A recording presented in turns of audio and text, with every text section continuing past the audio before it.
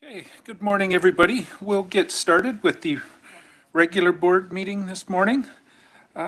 We've got two items that were asked to be removed off of the agenda, E1 and H4. E1 is at the request of the director, and H4 is due to the fact one of the staff members, well, the CAO is at a conference, and one of the staff members that was going to speak to it is off, sick, I believe. So we're going to just bring that one back. That was the formerly known as the Gantt chart, H4. So we'll discuss that at the next meeting. Anything to remove off the consent agenda? Now is the time to do so. Seeing none, looking for a motion to approve the agenda as amended there. Moved, seconded, all in favor. Thank you. Any opposed? Motion carries. That brings us to the consent agenda, corporate issues. Looking for a motion on that. Moved, seconded, thank you. All in favor?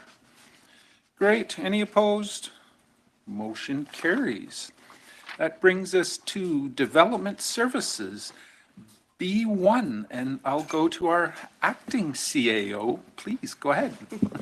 Thank you. So the staff are seeking direction from the board regarding enforcement against the property owners of 1050 Aikens Loop in relation to the construction of two unauthorized secondary suites without building permits. And the administrative recommendation is that a Section 302 notice on title be filed against the title of lands described as Lot 1, District Lot 209, Plan KAP 20721, that certain works having been undertaken on the lands contrary to the RDOS Building Bylaw 2805-2018, and that injunctive action be commenced against the property owners if after March 20th, 2025, the property is not in compliance with the RDOS Building Bylaw number 2805-2018. And staff are here to answer any questions. Okay, thank you. We inquire at this time if the owner or agent for this property is online or in the room and want to address the board. Now would be the time to do that. If you could raise your hand if you're online. Am I missing anybody, Adam, that you're seeing?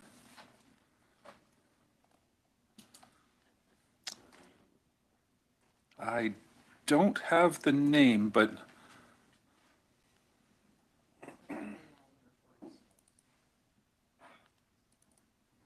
I'm not seeing. No? Okay, if you're online, let us know, but otherwise I'm going to go to the board for a motion. Director Monteith? No, this one's B1, Area E. You're ready to move it, Director Federico? Yeah, I'll move the administrative recommendation. Moved, seconded, thank you. Any discussion on it? Director Taylor?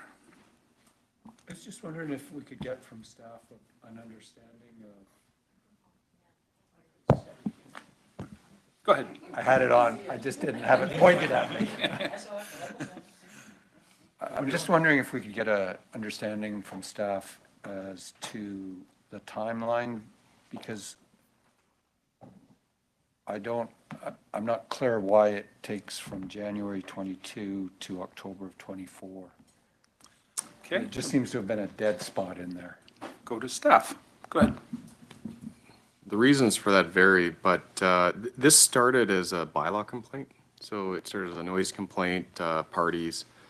Then we dug into it deeper, and it came to realization that there's two illegal suites that were constructed at some point in time. We don't have the exact date on that. Then we had a period of high activity, so enforcement took a bit of a backseat to economic activity with new construction, and we're trying to clean up now with slower numbers, some of the enforcement actions. So that's about the best answer I can give on that. Is there a follow-up to that? Any other discussion or questions? Seeing no hands, I'll call the question. Corporate vote, all in favor? Thank you. Any opposed? Motion carries. Down to B2, another building bylaw infraction, CAO. Staff are seeking direction from the board regarding enforcement against the property owners of 799 Highway 3E, Area H, in relation to placement of a structure without a building permit. The recommendation is that a Section 302 notice on title be filed against the title of lands described as Lot 362S, Plan H864, H10386, that certain works having been undertaken on the lands contrary to the Regional District Okanagan-Similkameen Building Bylaw number 2805, 2018, and that injunctive action be commenced against the property owners if after March 20th, 2025, the property is not in compliance with the RDOS Building Bylaw 2805, 2018. And staff are here to answer questions. Okay, thank you. And same with this one. I would ask if the owner or their agent is in the room or online, if you could raise your hand if you want to address the board. And again, I'm not seeing any hands. Am I missing anything that you see, Adam?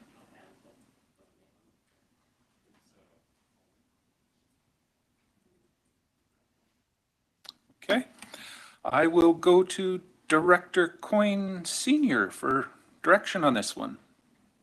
Yes, I'd like to make the alternative recommendation to just do a notice on title on this property.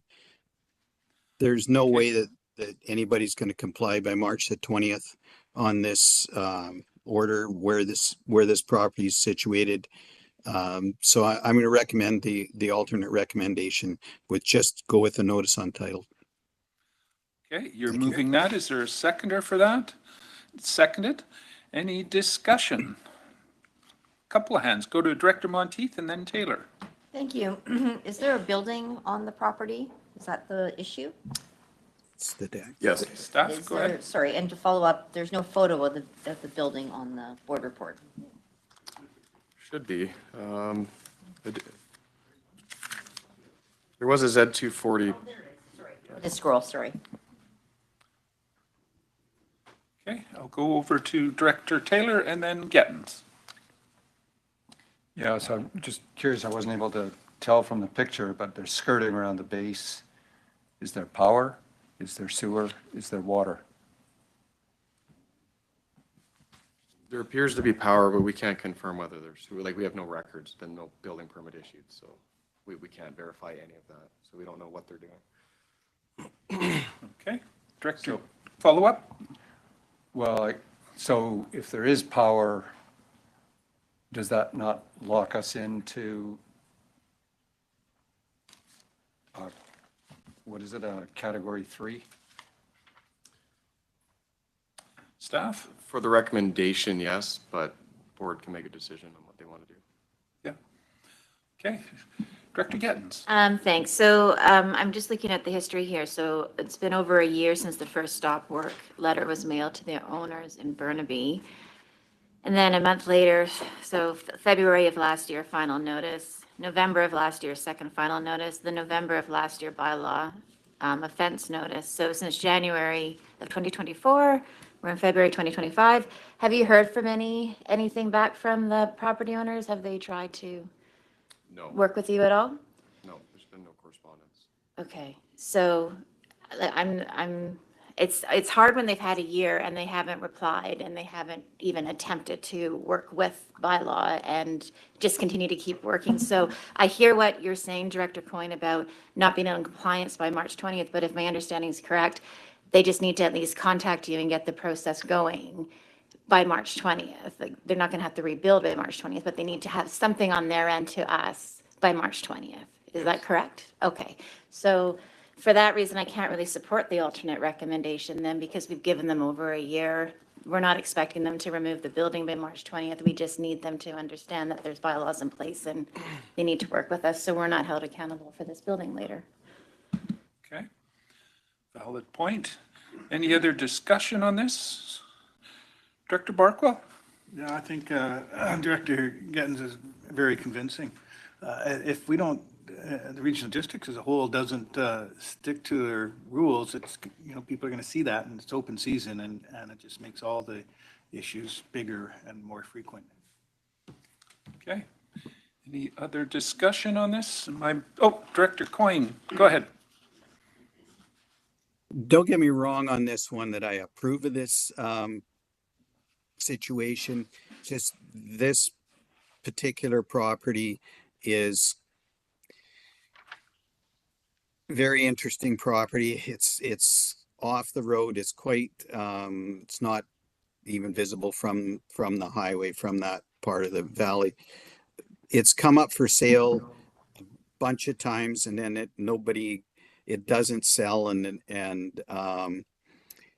to spend the amount of money that it's going to cost and the time that it's going to cost to be able to get this in front of a judge, I believe is just going to be a moot point because this is going to sell in the future. I am not going to say how soon, but I just think that it's going to be a burden on staff to carry this through to try and do an injunctive action on this property. It's going to take a lot of time and a lot of money to get there. And for what it is,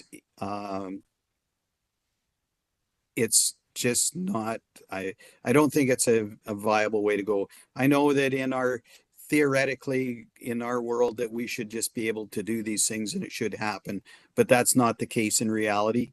So for this one here, I would just strongly suggest that we just put a notice on title. When they go to sell it, then they're going to have to pay because nobody's going to get a mortgage on a property with illegal structures and buildings on it. So it's a very complex one. And I think this is I know it's the easy way out, but I think in this case, it's the right way to do it. Thank you. Okay. Any other discussion? Director Taylor? So somebody's living in there? Staff, go ahead. It seems to be intermittent, if not at all. There was a picture with a car parked in front, but in general, it's vacant, so we're not really sure what it's being used for, but or what the intent of the property. If I could just respond to Director Coyne, the notice on title, it does have an effect to get it into compliance. It's just a longer road because you do generally require a sale. And then when the sale does occur, they start moving really quickly because there's a large sum of money about to be transferred. So it's to get to this in front of a judge would take quite a while. So it is a decision to be made and something to be considered. Okay. That answered your question. Any other discussion?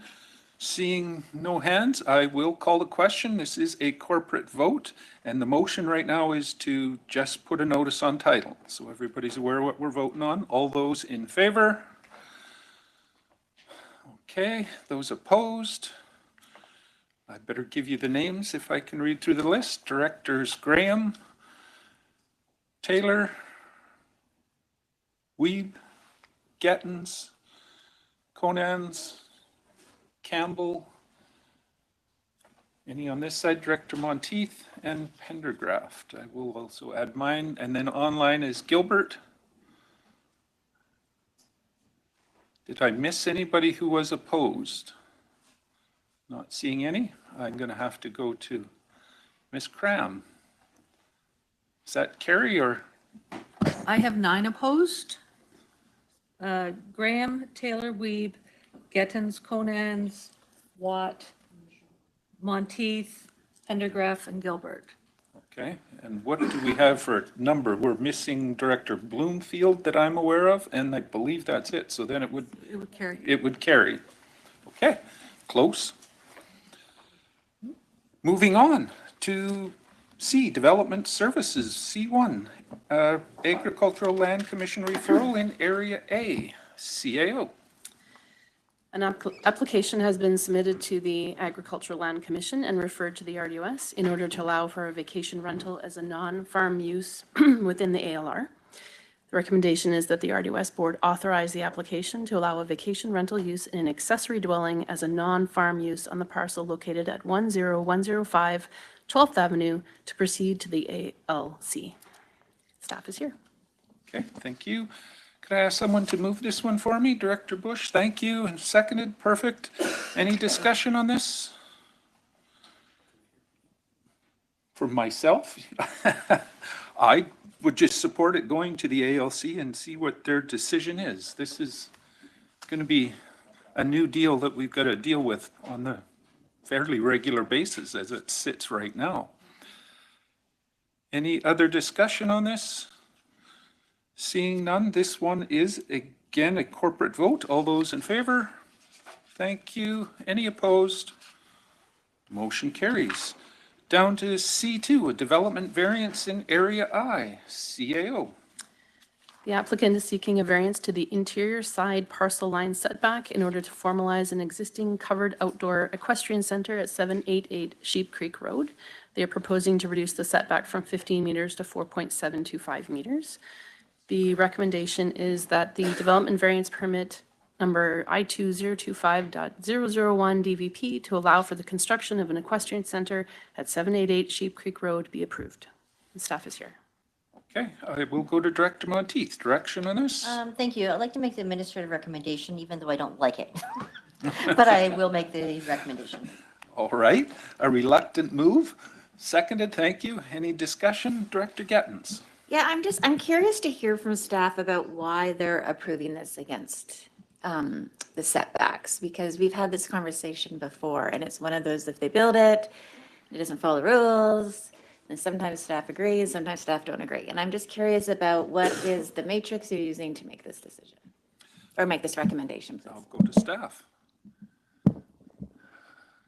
So it's always apples and oranges, but we do try to be consistent in how we assess variance requests. And we'll look at such things as topography, impact on streetscape, location of other development on adjacent parcels, and how all that plays together. The purpose of the setback that was put into the zoning bylaw, what is it trying to achieve versus what is it the applicant's asking us to consider as an alternative to that? And if we do a different setback than what's in the bylaw, are we still upholding or achieving that same intent? And in this case, because it is a rural property, I believe about 4 hectares in area, closest dwelling at the moment, I think, is around 180 meters away, although we recognize the parcel to the south is vacant and that might change, i.e. there might be a dwelling in future that's closer to that. The person building that future dwelling will know that there's an equestrian center there. So we recognize that it's ideally a 50-meter setback, but in this instance, given the character of the neighborhood and the development on the property, we feel that 4.5 is reasonable and still achieves the same objective that we're trying to accomplish here. Sure, by all means. Thanks. So when you read the letters that came in, and I'm thinking these are people because they got the letters, so they would have lived within the parameter or the whatever the word is around the neighborhoods, and they don't think it's right. They, the ones said, oh, I bought a rural property, I have as much space away from my neighbors as possible. And so they're already doing it and then asking for forgiveness after. And then that's what the other neighbor is saying as well. And I think we just have to, I think, be aware that we're setting this precedent that, yeah, I mean, like I just think it's an opinion of staff looking at a map saying, oh, this isn't really impacting too much. And then you hear these letters, and I know in my area, I've had staff recommend a variance that I disagreed with, and then I'm the one hearing from everybody else in the neighborhood. So it would be nice to have that as a matrix, so we know what we're actually measuring, and rather than staff opinion on maybe a place they may have never visited before. So I have a hard one with this, and I know Director Monteith, you say you don't like it. I think we have these rules so neighbors are good neighbors, and I struggle with this, so I build it and come on by and we'll say okay after. That's what it feels like, so. Okay, Director Taylor? Just wondering, was a building permit ever pulled for this? Staff? And just because the owner was actually notified that there were concerns about the siting or the building, and at that time he didn't have, it wasn't complete, and he didn't have a building permit. So I guess I'm wondering, at a later point, was a building permit acquired? I would suspect they're going to get this DVP before the building permit would be, but I'll go to Yeah, staff. but the building's been completed.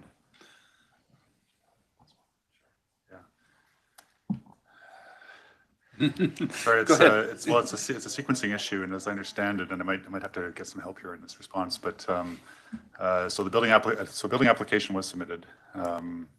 A zone check was done, and as the board may be aware, we have different setback requirements for accessory structures. But as soon as an accessory structure becomes one that's going to be used for livestock, the setbacks change, and it goes from 4.5 meters to 15 meters. And I believe that the initial inquiry, as staff understood it, was for an accessory structure. And so the advice or the zone check that was completed assessed it on the basis of being 4.5 meters setback. But then it came to our attention that it was going to be related to livestock. And so then the separate setback at 15 meters came. But I'm sorry, I'm not familiar with what happened between the submission of the building application and the structure going up and how we're at today.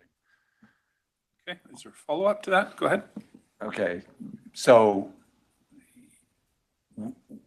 we, as an RDOS, did initially indicate that he could go with a 4-meter setback at one point, not fully understanding the use of the building. Yeah, so just to clarify, this did start as an enforcement action. So it was brought to the RDOS's attention that the structure was erected, and then the applicant or the resident was informed that they would need a permit for said structure. And then, as the sequencing was described, it was determined that such a structure requires an additional setback that's greater than the typical 4.5 meters you might find in this area. So despite there being some what the right word would be, despite the fact that there was some issues with the zone check that was performed initially by staff, the underlying matter is that this structure was erected prior to any permit being issued. Okay. I've got Director Roberts, then Monteith and Federico. Thank you through the chair. And this is just more for clarity for myself, since I don't have building bylaws. But I thought in regards to like ALC land, in regards to like, for instance, pole barn or something like that for your horses, we didn't necessarily need to have a building bylaw, a building permit. And where does this change from being just like a pole barn to what is the difference in its structure, and how do you itemize in regards to what ticks off from being a farm, like you said, accessory building versus a secondary building? There are changes a while back that we made to that, but I'll go to staff to clarify. Can we come back to that question if possible? Because it relates to the building bylaw and interpretation. And I see Mr. Petrie's left, but we're just going to see if we can bring him back in to help with that question. Okay, so we'll return to that one. Director Monteith? Thank you through the chair. So I agree with everything that's been asked of the directors here today. Your questions to staff have been exactly point on why I'm torn on this one. So I haven't spoke to the applicant, haven't spoke to the neighbors directly that put in the feedback, but other neighbors in the area have contacted me and said, the property is busy, but they do respect that they are trying to come into compliant. But there was a mixed message that was delivered to the property owners, and that was sort of relayed to the surrounding community. So it's sort of hard when we have those situations happen. So that's why I'm supporting it. But they are trying to come into compliant, but they do have to make that variance happen to be able to get them to come into compliance. So it's sort of a process problem, and I don't know if the language within our bylaws is complicated. And that's where we get in these situations, because it was felt that, so the people that I spoke to felt that the language was unclear, defining between a residential property and an agricultural property, and the difference between the dwellings and the setbacks was confusing to others as well that we were trying to research it. So it is a complicated process. Okay, I'm going to ask if Mr. Petrie can answer Director Roberts' question. I'm not sure if he heard it, though. Are you aware of the question, Mr. Petrie? Vaguely, I'm just pulling up the bylaw, sir. It's just Okay. better if we actually discuss the actual language here. All right, I'm going to just go to Director Federico for her question while you do that. Go ahead. Yeah, thank you through the chair. Number one, has this gone to your APC? Dr. Thank Monteith? you. Go ahead. Sorry, through the chair. It has not, but I think the APC would support what the administrative recommendation is. Okay.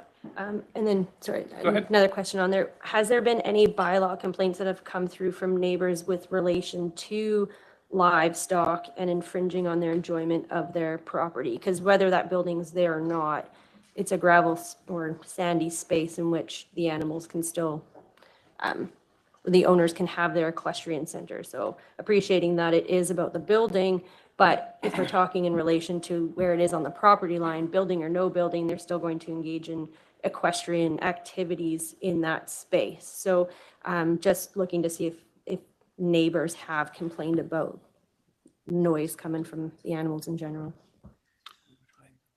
Can't answer that, but maybe staff can. The original complaint on this was probably about the building, but we'll see.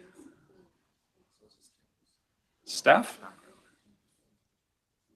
Apologies, I'd have to pull up the background on that. I wasn't prepared for this today.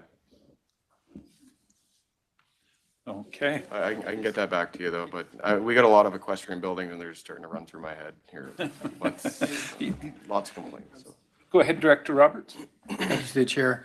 I was just looking at the structure itself and again, I when I do something or look at doing something on my own property, I try to look through it in the lens in regards to the bylaws and things that they may not be in Area G, but if this was so, how would I move forward? So I try to fit within those categories.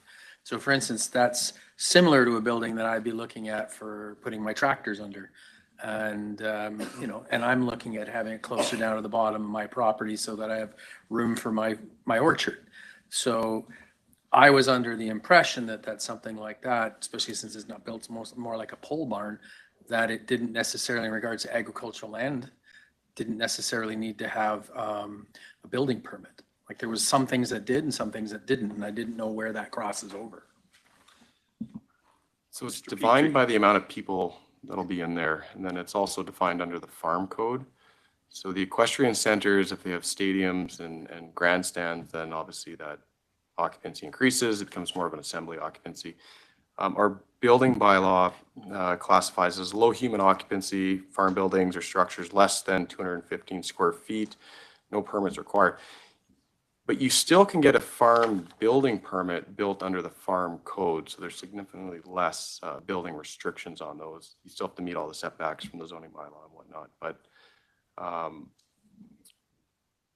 the building bylaw, it is complicated, but this is also has to be in line with the farm building code, which the land has to be identified for farm use through BC assessment.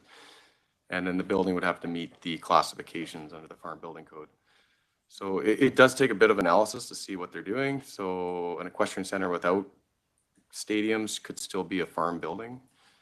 So if there's no viewing areas, then you're not going to be bringing a bunch of people in and doing big shows, but they tend to maybe still do the odd event, I suppose, which may or may not be legal depending on how they set it up. Okay. So, Director Gettens. Thanks, the chair. So reading, like there's only 2 letters, but again, we know it's quite a rural area. So I think 2 letters is 2 letters in a pretty big rural area. So I thought that was interesting that we got those at all. And it doesn't seem to be the problem with the animals, is the size of the building and the big white cover. That is the problem, I think. And so now it's if it was further away, one of the letters says that, you know, it won't be in their view quite as much. But I'm also curious, because with the background here again, so back in 2023, in October, the property owner was told that it was being constructed and got a stop work order. And then now we're January 2024 and that the building permit application has yet to be submitted. And now we're going to go to the board for enforcement action. And then the staff recommendation is to approve it. So I just think the messaging here is really challenging for me. Like it's hard for me to say, it's hard for me to back this up to be approved when we told them that it's not going to be approved. And I think we're just perpetuating something here. And I'm confused on the messaging. Like if they were told they can build within 4 meters, and then they were later told that the RDOS made an error. And if that's the case, then I think this board needs to hear that really clearly, because then if that's a process case, like I'm feeling a little bit mixed up on this one and a lack of clarity, to be honest with you, so.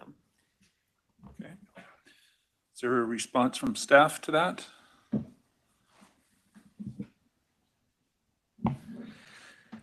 Yeah, I think in summary, I think what Chris had provided initially is when we're looking at these variance requests, we're looking at balancing the intent of the bylaw versus what is being requested. We did also include in the report the note that in the last paragraph there that this structure isn't fixed to the ground permanently. So there is a means of moving the structure. It's the applicant's choice to apply for a variance to leave it where it is, but you know, with that understanding that no variance request is ever guaranteed, and they're aware of the risks when they put forward these requests. So yeah, I think I hear what you're coming from, but at the same time, we're trying to, there's several factors, I guess, that go into these analysis, and obviously taking that direction from the board helps us guide us in future variance requests. Okay. Any further discussion? Not missing anybody online. I'm going to call the question on this. This is a rural vote. So all those in favor? All right. And those opposed? Directors Taylor and Gettens, the motion does carry. C3, Community Plan Amendment in Area C, CAO. Staff is seeking direction from the board regarding the scheduling of a public hearing for proposed OCP and zoning bylaw amendments to be applied to the property at 3775 Willowbrook Road, Area C. At the December 5th board meeting, the board gave first and second reading to the proposed amendment bylaws and delegated the holding of the public meeting to Director Knodel. In light of recent events, staff were unable to schedule a date, time, and place for the public hearing and are now recommending it to be scheduled to the board for the board meeting of March 6th, 2025. And the recommendation is that the holding of a public hearing in relation to Electoral Area C Official Community Plan Amendment Bylaw 2452.25, 2024, and the Okanagan Valley Zoning Amendment Bylaw 2800.48, 2024, be scheduled for the Regional District Board meeting of March 6th, 2025, and that staff give notice of the public hearing in accordance with the requirements of the Local Government Act. And staff are here to answer any questions. Okay, thank you. I'll go to Director Chahal. Direction on this one? Mark, I agree that it should go to public hearing. Okay, so you're moving the staff recommendation? Yes. Moved. Is there a seconder? Thank you. It's on the floor. Any discussion on this? Seeing no hands, call the question again on a rural vote. All those in favor? Thank you. Any opposed? Motion carries. C4, another OCP and zoning bylaw amendment. CAO. The draft amendment bylaws propose multiple amendments to the electoral area A, D, and F OCP bylaws and the Okanagan Valley zoning bylaw in order to address a number of mapping, typographical, and other issues identified. The Planning and Development Committee considered the draft bylaws at the October 3rd, 2024 meeting and moved to initiate the proposed amendments. Recommendation is that the official community plan amendment bylaw 3089, 2025 and the Okanagan Valley zoning bylaw amendment bylaw number 2800.45, 2025 be read a first and second time and proceed to public hearing. And that the Board of Directors considers the process as outlined in the report from the CAO dated February 20th, 2025 to be appropriate consultation for the purpose of Section 475 of the Local Government Act. And that in accordance with Section 477 of the Local Government Act, the Board of Directors has considered amendment bylaw number 3089, 2025 in conjunction with its financial and applicable waste management plans. And that the holding of the public hearing be scheduled for the RDOS board meeting of March 6, 2025, and that staff give notice of the public hearing in accordance with the requirements of the Local Government Act. And staff are here to answer questions. Okay, thank you. Is someone prepared to move this one? Moved. Seconder, thank you. Any discussion on this? This was one that we did see before at Planning and Development. So again, this one's a rural vote. I'll call the question. All in favor? Thank you. Any opposed? Motion carries. Over to C5, a small-scale multi-unit housing implementation zoning bylaw, CAO. The purpose of this report is to amend the Okanagan Valley zoning bylaw number 2800 in order to ensure compliance with the Local Government Act requirements for small-scale multi-unit housing. The recommendation is that the Okanagan Valley zoning amendment bylaw number 2800.53, 2025 be read a first, second, and third time. And staff is here. Okay, looking for someone to move this one. Mover, thank you. Seconded. Any discussion on this one? Again, seeing no hands, and this is again a corporate or a rural vote. Call the question. All in favor? Thank you. Any opposed? Motion carries. Down to Public Works, D1, a request for a letter of support, CAO. The Okanagan Basin Water Board has distributed an urgent request for support to all local government and non-government partners across the southern interior. The BC Invasive Mussel Defense Program's goal is to prevent the spread of aquatic invasive species that can cause significant damage to ecosystems, fisheries, and drinking water. Recommendation is that the Board of Directors provide a letter of support be forwarded to the BC Minister of Water, Lands and Resource Stewardship, supporting the calls to action related to the invasive mussel defense program and changes to the BC Wildlife Act currently under review. Okay, I'm sure we probably will be doing this, but someone prepared to move it? Move, seconded, thank you. Any discussion? Call the question, corporate vote, all in favor? Thank you. Any opposed? Motion carries. Down to community services. Oh, that one was removed. So protective services, F1, community or cooperative community wildfire response program constraints, CAO. Staff is seeking board approval for sending a letter to UBCM regarding the Cooperative Community Wildfire Response Program. The recommendation is that the RDOS board approve sending a letter to UBCM outlining concerns regarding the CCWR program and requesting revisions to better align responsibilities with the capacity of local governments. And staff is here to answer any questions. Okay, it's a mover. Is there a seconder for this? Okay, it's seconded. It's on the floor. Any questions or comments? Quiet bunch here today. Corporate vote. All those in favor? Thank you. Any opposed? Motion carries. F2, Community Emergency Preparedness Fund, CAO. The EOC Equipment and Training Grant provides funding for equipment and supplies to establish, maintain, or enhance EOCs.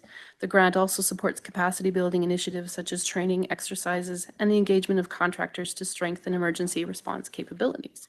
Recommendation is that the RDOS submit a joint application under the 2025 UBCM Community Emergency Preparedness Fund Emergency Operations Center Equipment and Training Grant for $200,000 and manage the grant on behalf of the District of Summerland, Town of Osoyoos, Town of Oliver, and Village of Kiramias. And staff is here to answer any questions. Okay, mover. Seconded, thank you. Any discussion on this? Again, seeing no hand. Oh, Director Taylor. Yeah, can you give a bit of detail as to where the additional person would fit and what they would be doing? Go ahead. If I've got that, if I'm on the right item. So thank you, through the chair. We would actually be having them work as a technician to support in planning for the various communities and the projects that we're working on to ensure that our Protective Services Department is ready, willing, and able to do whatever is needed in an emergency. So our goal is to build up as quickly as we can to get us better prepared for the future. Okay, is there a follow-up to that? Go ahead. So then with the addition, if training and exercises is a part of this, does this mean that we'll be more capable of developing our own training exercises, scripting our own events and that sort of thing? Yes, through the chair, that is exactly the goal. We are been working on developing our a more in-depth training for our staff and for the staff of the municipalities and First Nations that want to participate with us, so that we are ensuring that the regional district can be responded to as effectively as possible. Okay. More follow-up? Okay. I've said this before. I really like the way the board is now positioned more as a policy group and engaged with the EOC, but I would like to see some exercises that give the board an opportunity to understand that role and what it is supposed to do and what is not supposed to do. And I think as well, some clarity for particularly rural directors where, what is your role? I mean, how involved are you supposed to get? I mean, half the time people sometimes phone me and then, how does all that play out? So I'd like to see that exercised. I would be happy to provide an exercise that would allow the board to have a better understanding of their role in emergencies.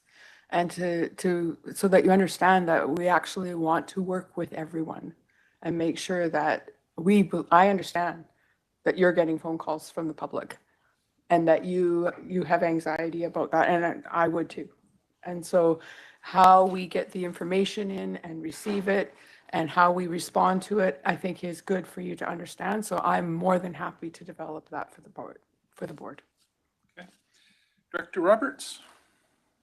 Thank you through the chair. And as a follow-up to Director Taylor, I think we also, in regards to the issue of fielding questions or dealing with media during an emergency, I believe in the 2021 fire season that we came up with the policy that we had in regards to, because prior to that, I believe it was strictly the chair or someone else was speaking, but there was a process and kind of a little cheat sheet for rural directors to be able to be a part of the communication team with when they had the fire or the flood or the emergency in their own area. Is that correct? Okay. This is on the floor. Any more discussion? Seeing no hands, call the question. Corporate vote. All in favor? Thank you. Any opposed? Motion carries. Down to finance. RDOS 5-year financial plan. I'll go to the CAO.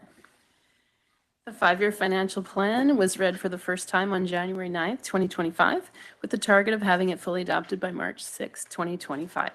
Since the first reading, a consultation process was initiated and a number of amendments have been proposed for consideration at the second meeting. The recommendation is that bylaw number 3102-2025, being a bylaw of the RDOS to establish the 2025 to 2029 5-year financial plan, be read a second time as amended to include Appendix A. And Mr. Making is here, and I believe he has a small presentation. Okay, I'll go to Wayne. Go ahead. Just let Adam bring up my PowerPoint presentation.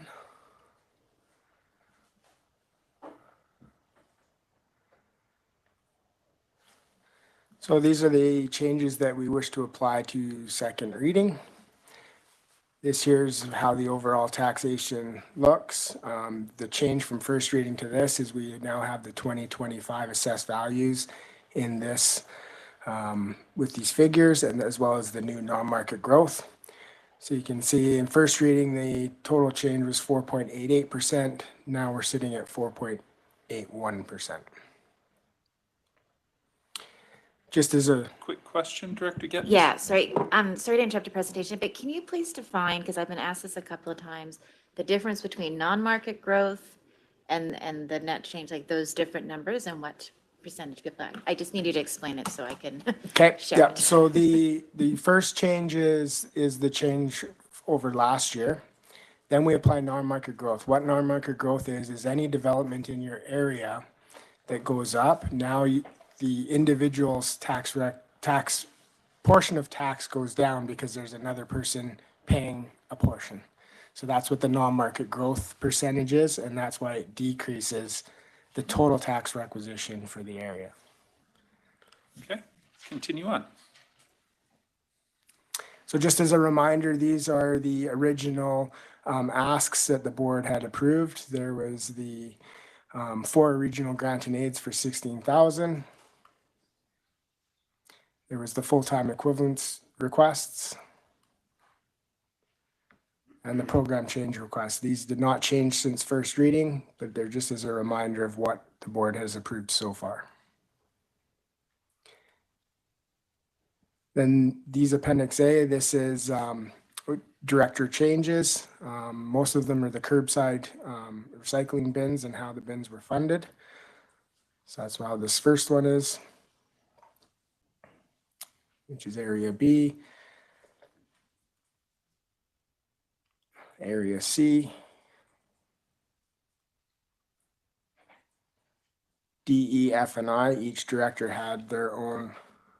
Question here. Go ahead, Director Federico. Yes, thank you. So the bottom line there, the debenture wears 268, 229, and then there's a request adjusted of another 239, 585. So curbside bins area E portion is, am I reading that that's doubled? Or it's going No. up? Okay. Yeah, okay. Sorry, through the chair. So the way it worked was there was a placeholder for how much debt servicing was put into the budget, and that was assuming that all D, E, F, and I directors all decided to pay for it through debt servicing. So that was the original debenture amount, or sorry, the original request, and it was coming out of operational reserve is how I earmarked it. So then when we got the request from Area F, the debenture went to 201 because that's what Area F's debenture proceeds would be, which is the second line on this slide. Then we got Area D's portion. So the debt servicing portion for Area D was $66,000. So that increased it to $268,000. Then Area E decided they were going to debenture their whole amount, which was $239,000. So the total debenture for areas D, E, F, and I is $507,000, but each area has their own portion that they will pay. Okay. Director Taylor. So far, we're not yet talking about what is the actual amount going back to the individuals. Like the cost to the individual? No. And I'm just wondering, is it possible, like I've got people living side by side with vastly different costs. And I'm wondering if it's possible to just average them. That's a question I can't answer. I'll ask. Particularly when we're talking multiple services and multiple areas, unfortunately. And that's a problem. So the individuals in this service would all pay the same amount. The D and I are two unique circumstances where they're in residents are in two different curbside pickup zones. So potentially residents in area I could be paying two different user fees depending on where they live. Same with area D. They can pay two different user fees. Now that user fee bylaw, I believe, is coming to the next board meeting, which will have an idea of what the 2025 user fee for curbside will be, if I'm not mistaken. Okay, it's possible, but I'm not sure that it can be averaged, but that's something they could look into. I don't know if there's an immediate answer to that. Okay. Anything further? Do you have a question? Go ahead, Director Weeb. Maybe through the chair, maybe just a comment. I got to say, Village Karamis has ended up similar to where we have in years past. And yet we'd talked about imposing a 5%, and then we add, and the last time I saw this was 8%, now it's 10%. Just a little bit of frustration that, quite frankly, in a municipality, you set your rate and you tell your staff no more than 8%. You can, if you do better than that, great. But to set 5 and then say, well, we're going to add FTEs and we're going to add and we're going to add and we're going to add, you end up twice what we thought we were talking about. And I understand the rationale of how we got to where we're at, but a little bit frustrated that we've tried, we're told we're setting a policy, we're 5% or less. Every municipality, unless I'm mistaken, we all set rates, tell our staff, here's the expectation. And I'm just finding myself again at this table looking at the number going, we're not even close. And it's just expressing frustration because we said we were going to do it differently and ended up with the same numbers, or so close to the same numbers that it's a little bit frustrating. And I get how complicated, after sitting here a couple of years, how complicated the budget is. But I'd just like to express that if we're going to choose a percent, that staff would be indicated that we're going to work within that percent to get us to that percent, rather than looking at every time the numbers come back, it's a little bit higher than it was before. And I get there's curbside collection, there's a bunch of things going on, but it's just, we started with 5% and we're, for us anyhow, some are close to that, but we're not anywhere near that. And on behalf of our taxpayers, we'd like to see a little bit more, and I'm not sure how to, I'm not a finance person, so I get what you guys are doing and the challenges, but that if we're gonna try to aim for a benchmark, it'd be nice if we actually get closer to that than constantly going over. So And I know this is our first attempt, but thank you. Okay, Director Monteith? Thank you. I have a question for Director Weeb. Do you have services that are changing that are sort of driving that change? Is that, because you're right, yours has gone up considerably. So I guess I'm just looking for your perspective of if it's service driven, if it's cost. Go ahead. Honestly, I'd have to spend a little bit more time with the exact numbers. I thought I was keeping up with the exact numbers. The numbers at this table move a lot more than they do within the municipality. And I get there's challenges because there's 162 different budgets. Some things are administrative, some things are area specific, and then there's shared services. So there's a number of factors here. But it just, that kind of frustration that if we say we're starting at 5% and kind of thinking we're going to be close to that. And for us, and I also understand at this board table, when small moves happen at this table, some municipalities can absorb it better than ours can. So we jump from 5 to 10% really quickly, but it's still trying to, and I wouldn't pretend to try to tell the finance department how to do their job because I don't know how to do their job, but just maybe bridge some of that gap between the expectations of where we're going to end up. Because what happens at this table has a direct impact on how we budget in the Village of Keremeos, trying to mitigate some of those, because we recognize there's some things we have full say over, but at this table, it's a corporate vote. Yeah. And so we find pretty consistently, we're at the village level, trying to adjust our rate down in order to keep the overall taxes to our taxpayer lower. Okay. And as a municipality, it gets frustrating because there's things that we're also trying to do, and we seem to be the only place where there's wiggle room to try to keep that ask lower. Okay. Well, Thanks. go ahead, Wayne, and continue. Oh, Director Gettens? Thanks, sorry. I just need you to walk me through this, please. I think I'm on slide 10, just the one before the one you're on there. So the original request of 789, sorry, can you just go back one slide? Yeah, so that's the bins for area D, E, F, and I. This is the total amount of the bins. Yes, that was the earmarked price that we put in the budget when the numbers came back from the actual. Okay. The actual budget for all the curbside bins in that service is $641,967. So it was an overestimate. Okay, Yes. and then that's great news. Okay, so then the original request for area F portion, why is that blank? Is that because I was just, Because it was originally earmarked out of reserve. okay, But we've changed the funding to debenture, so area F had no debenture okay. at the beginning, or that whole service had no debenture at the beginning. And then now it does, Now okay. it does. And then D, the requested amount is 66,600. What's that out of? That is the area D residents that live inside that service. That's how much their bins will be funded through debenture.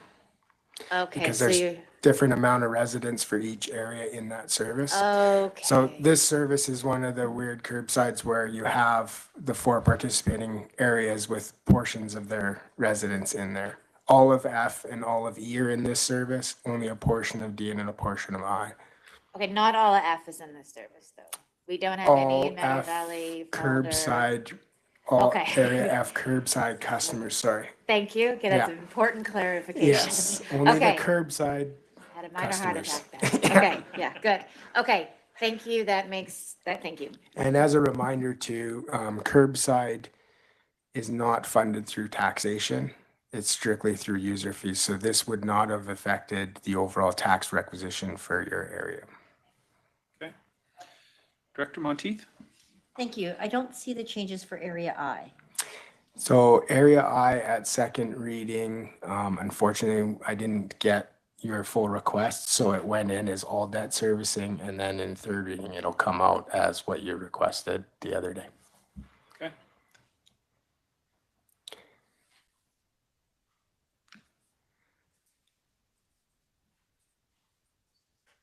So this one here is the other curbside one that affects D and I together. It's labeled as Okanagan Falls, but there is some area I residents, which is what I talked about before.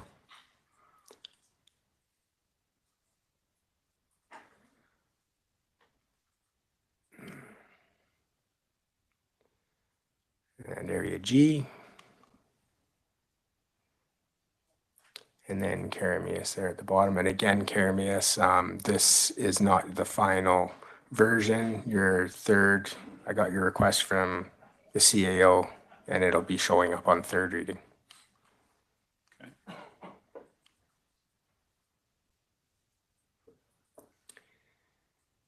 Then this, Question, Director Monteith? Thank you. Through the chair. As I know, I have several changes that I'm looking for third reading. What is the cutoff for those changes? the cutoff is Friday afternoon so that I can have the documents ready for the board report that is on Tuesday. And follow up. Is it possible to get a list of where you're at with the changes so that we can, as directors, make sure that our changes are going to be captured in third reading? Just maybe should check with Wayne If directly. you can see me after this meeting, I can figure out how you would like those presented, and then I can get them to you, yes. Okay, Director Federico? Yes, thank you through the chair. Does that mean then third reading's coming to our first board meeting? And if so, can we get an extension to our second board meeting so we have a bit more time to digest some of this and make some changes? Because I can't do that by tomorrow. I think we're on a fairly short time frame. Third reading comes March 6th and adoption at the same time or the one after? Can I double check with the CAO? I believe we do third and adoption at the same time. We could move it to the March 20th, but that would be our last attempt, our last option for a board meeting. If we didn't pass it on that board meeting, we would have to call a special meeting because it has to be done before March 31st. Okay, go ahead, Director Federico. Thank you. Follow up to that then. So after the March 6th meeting, there's still that opportunity for those changes reflected coming back to the board, that second board meeting in March? Not if we do third and adoption. If we do it at the same time, no. If we don't, if we just did say third, yes, then there would be an opportunity, but not if we do both. So. Anything further? No, continue on. All right, so this was to add the 1-ton truck back into the budget as it was made at a other board meeting.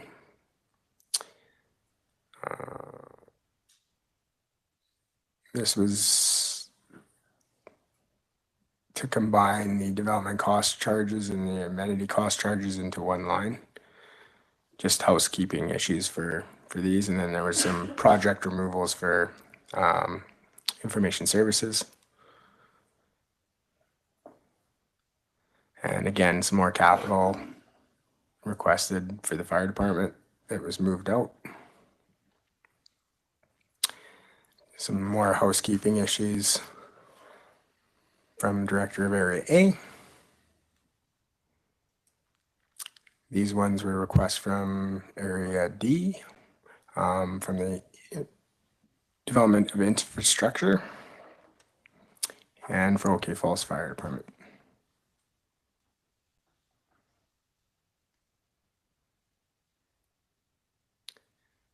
Just some funding changes.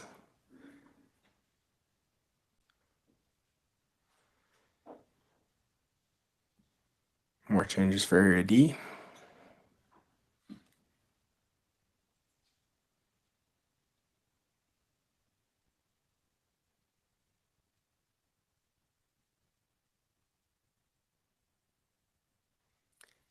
Capital project movement for Area D, requested by the director.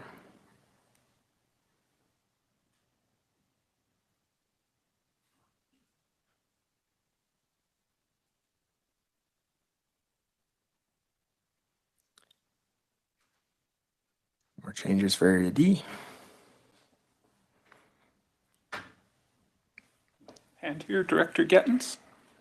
Yeah, sorry. I just was, with the changes in Area D to salaries and wages, does that impact other divisions then?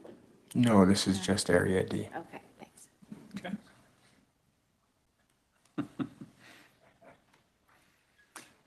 And we had requests from Area E, more capital projects.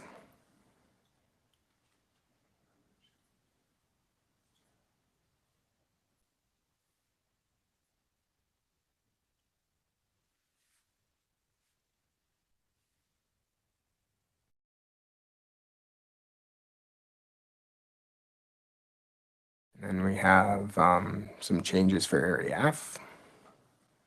This was to clean up the capital projects section.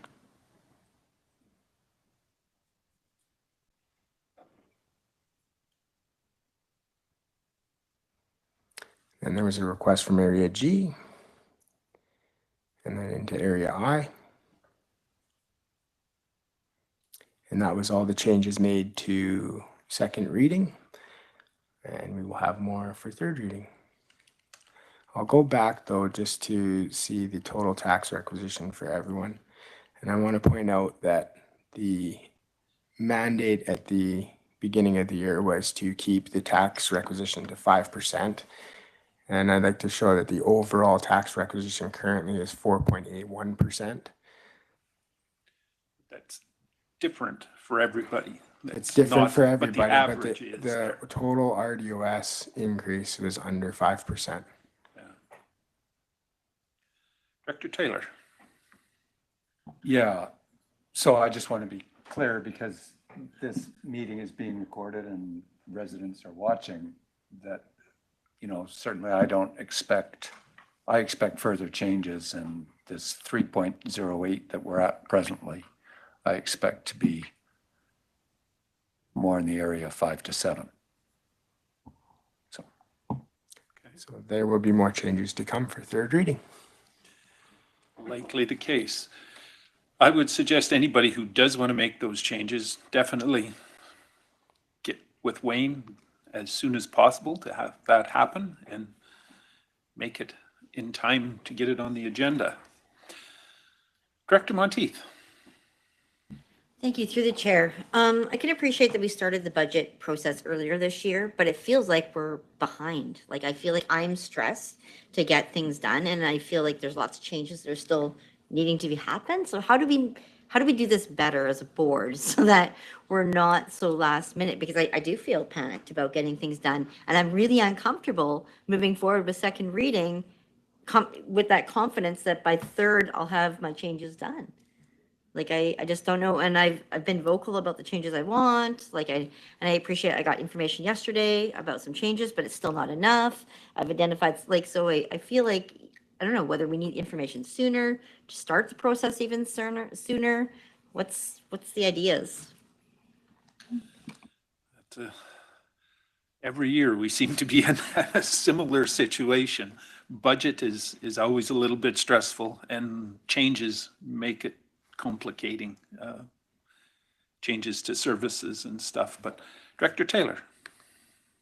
Yeah, just following on that, I guess maybe if I were fortunate or unfortunate enough to have a second term at this, I'd be practiced enough to keep track of all the changes. But I guess what I find is between myself and department heads and finance, there could be a week easy to get a change resolved, and I feel like I'm flying blind. And I, even now I'm looking at this and I'm thinking, geez, if we got all those changes that, we discussed, are they actually in or not? Yeah. So if there was some way of us having access to a document that we could make a change on, and then the staff person we're working with could see that change that we've made on it and approve it. But right now we're making those changes on email, phone conversations, meeting conversations, and it's pretty loose. Or at least that's the way I'm doing it. And if somebody's got a better way, I really want to hear it. But from my perspective, if I could look at when I see that Parks and Rec spreadsheet for operations or capital, if I could actually make some changes right on that, and then that goes to the managing director and he can sign off on it. I don't know. Suggestion. Okay, Director Monteith and then Federico. Thank you. I guess it's frustrating because, I mean, one of my services, unsightly bylaw, I've been asking for that to be separated since 2018. It's still not done, right? And a couple years ago, RDOS had a charge through there that my taxpayers paid half for. So I'm frustrated that, once again, I'm asking for bylaws to be separated from the separation of Area D and I. And I guess I really want to make sure it's on the Gantt chart, which I was hoping we could talk about today. So it's kind of hard when we've got a budget, but we got requests and changes that we need to see happen that are going to directly impact the budget this year. So I'm really torn. Like I know that we have to move forward with the budget, and I get that, but just things aren't happening in a chronological order that makes sense.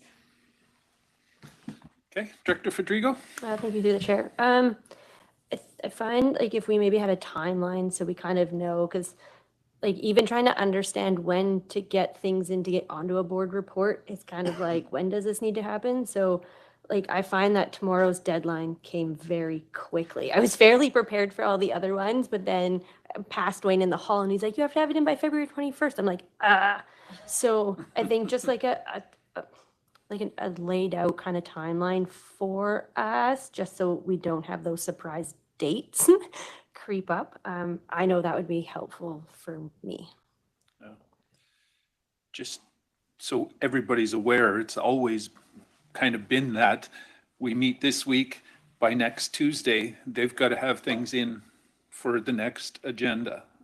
So there's basically Friday and Monday, and that doesn't give staff much time to make changes. The Monday is usually make the changes. So it's pretty much like that every month, except when there's 5 Thursdays in a month. Then you get a week's change. Otherwise, it's Thursday, you better make changes for the next agenda Friday. That's the day after our meeting. That's what it boils down to.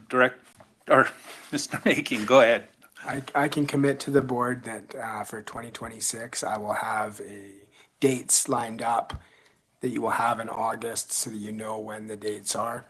And then I will submit it again in January so that you know when the dates are. But I will commit to that next year to make it a little bit easier. Sure, a reminder would not be a bad thing. Director Monteith and then Taylor. Thank you, through the chair. I'd also like to have an electoral area conversation, so I know where everybody else is going with their services and their requests, because changes in different electoral areas impact everybody else. So having a really clear understanding of what everybody else is looking at and wanting helps make some really great decisions. That might change in the future here, but Director Taylor. Yeah, and make no mistake, I want to compliment staff because I think they've been great to work with, and they put up with us as we make changes that tweak where they're doing major stuff. But what I find frustrating when I go into a meeting is they can pull up documents and look at it so easily. I have to look through 800 pages. And I'm exaggerating a little bit because that's the full length of the report. But the document I have to look up in is a PDF, and I have to scroll through it till I get to the right place. And there is a little tab on the side if we're familiar on how to use it, but I think that requires a bit of training for us because we're not all real good on computers. yeah, I know it goes to the different section of the budget.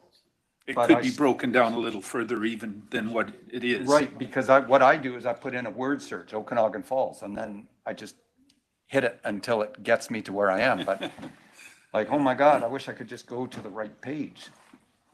So anyway, I'm just, again, trying to make it easier. If we're looking for ways to make it easier for us, it would make it easier for you, I'm sure. Okay. So we've got the presentation. We're sitting here at the moment looking to whether we want to give this a second reading. Oh, Director Gilbert, go ahead. Yeah, thanks through the chair. This is just a question for Director Monteith, just kind of clarifying in regards to just having the rural area directors meet for services. Are those services that are specifically for, how do you say, that would only come out of the budget of the rural areas or come out of the budget for the regional district as a whole? She was indicating just the rural areas. there are services that only the rural folks take part in. Okay. There's probably more of those than the ones that affect everybody. So at some point in the future here, we will get to there. Anybody prepared to move this to second reading? Mover, seconder, thank you. Any more discussion on this? Go ahead, Director Robert. Just wasn't, through the chair, I wasn't sure if anybody wanted to take that sober second thought to have the adoption on the next meeting after the third. And would there be a consequence to that?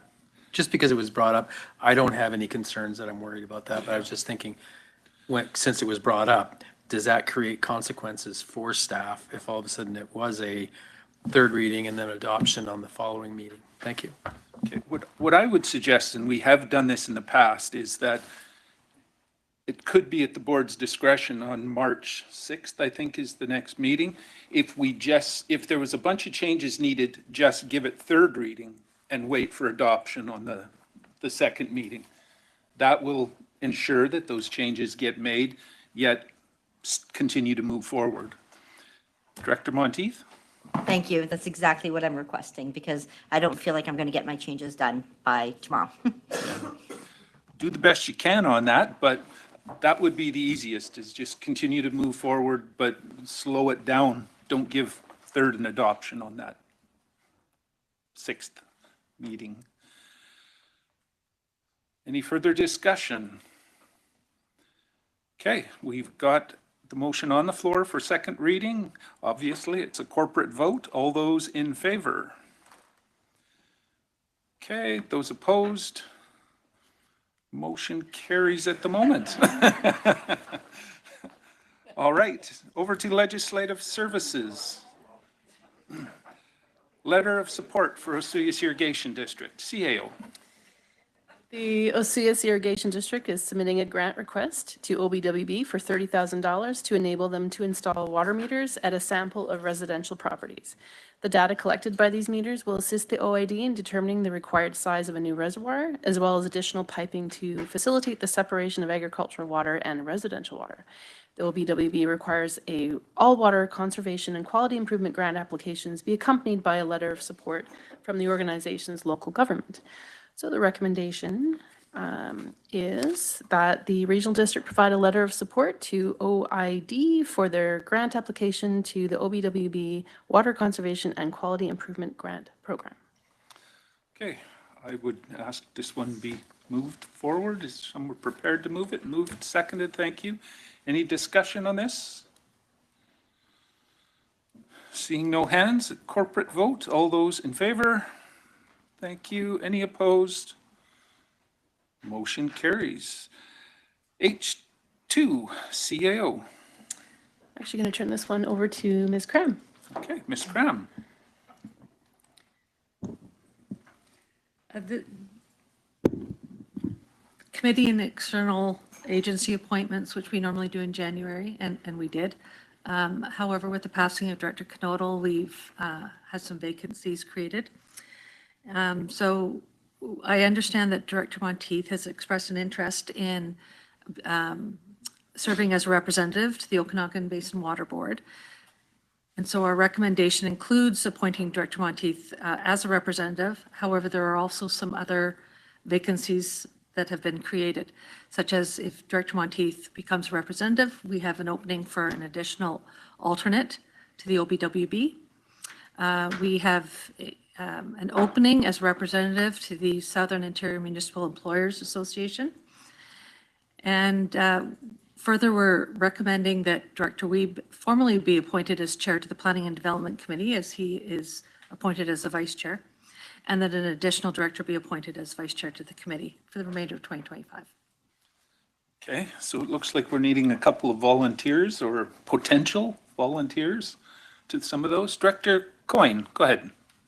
I can do the Simea one. I'm already a vice president on it. Okay.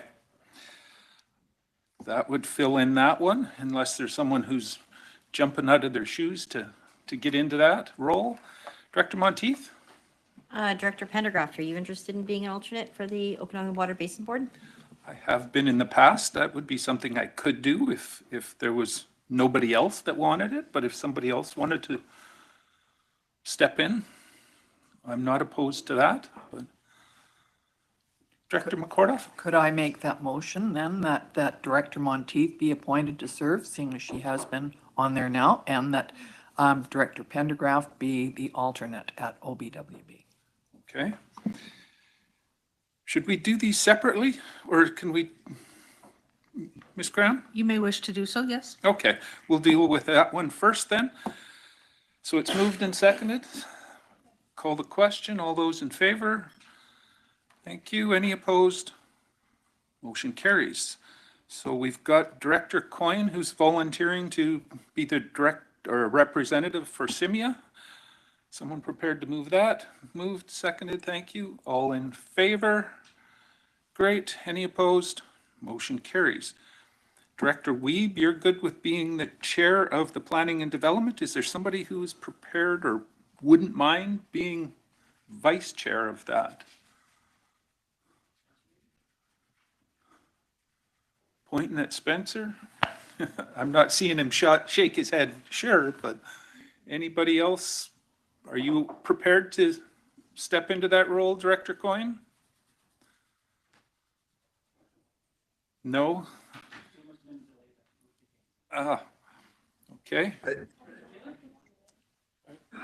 Director Federico? Okay, that would be probably a good idea to have a rural rep as the alternate or vice chair of that. So unless there's someone else who wants to do that, we'll look for a motion to appoint Director Wiebe and Director Federico as vice chair. Moved, seconded, thank you. All in favor? Great. Any opposed? Motion carries. That brings us down to Southern Interior Local Government Association resolutions. I'll go to the CAO. Ms. Cram is also going to speak to this one. Okay, over to Ms. Cram. Thank you. So we have two proposed resolutions to be forwarded to SELGA. Tomorrow is the deadline, so today's the last day for the board to discuss this matter. The first one you have seen twice before, and that's a request that the Agricultural Land Commission permit vacation rentals within the Agricultural Land Reserve. Would you like me to read that out? I think we've all seen it, but if you could just maybe read the therefore be it resolved, or whatever the wording is to that, rather than all the whereases. Okay. Therefore, be it resolved that UBCM request the ALC to permit vacation rentals within the ALR and remove the existing requirement for a resident owner. Okay. I believe this was at the request of Director Taylor, and we will deal with these separately just to keep it simple. You want to move that, Director Taylor? Moved, seconder? Thank you. Any discussion on this, or is everybody comfortable with just going straight to the vote? See, Director Bush, go ahead. So wasn't this already figured out at one point? Is it the ALC that's changing it, or what? That's my understanding is yes, after the province made some changes and it was allowed in the ALR, and then the ALC changed their mind. We're requesting. What about the grandfathering then? I don't know that there isn't grandfathering with vacation rentals, but Director Taylor. I guess specifically, my concern is that the new STR Act specifically allows farms to have short-term rentals on their property, make specific reference to them without it being a principal residence, which to me is good sense, promotes agritourism. But what we hear from staff is that the ALC is no longer, I don't know about no longer allowing that, but I'll use that loose terminology. They're wanting to deal with each one on a case-by-case basis. And that they want you to be resident on the property. And I know in my area, that there's at least one or two that are not resident. Same in my area too, so, especially with the wineries. Right? Yeah. Mhm. That's where it does come into play more. Yeah. Okay, so this is to try to get that changed back to what it was. Call the I question. understand that, I just don't understand about the people who already have it.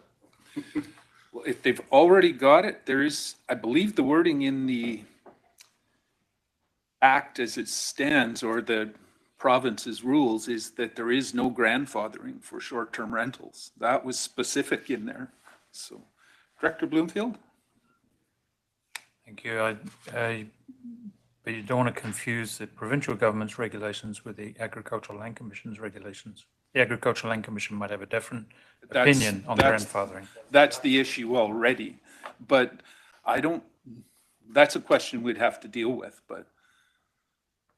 Director Bush? The other question is, who's gonna decide? Like, do we as regional district have to? Or is it the province? But the ALC, we all know the ALC doesn't do anything as far as policing anything. Yeah, I don't know how that'll shake out, but Director Bloomfield? I would suggest that there's two provincial bodies that are arguing about how it works, and it's their rules, and it should be left to them to govern their own rules. That's kind of what this is suggesting. Let's work it out so it's clear to everybody rather than this position of unknowing. Call the question on this. All those in favor? Thank you. Any opposed? That motion carries. And the second potential resolution, Ms. Cram? Is from the city of Penticton, and they've asked us to endorse their SILGA resolution.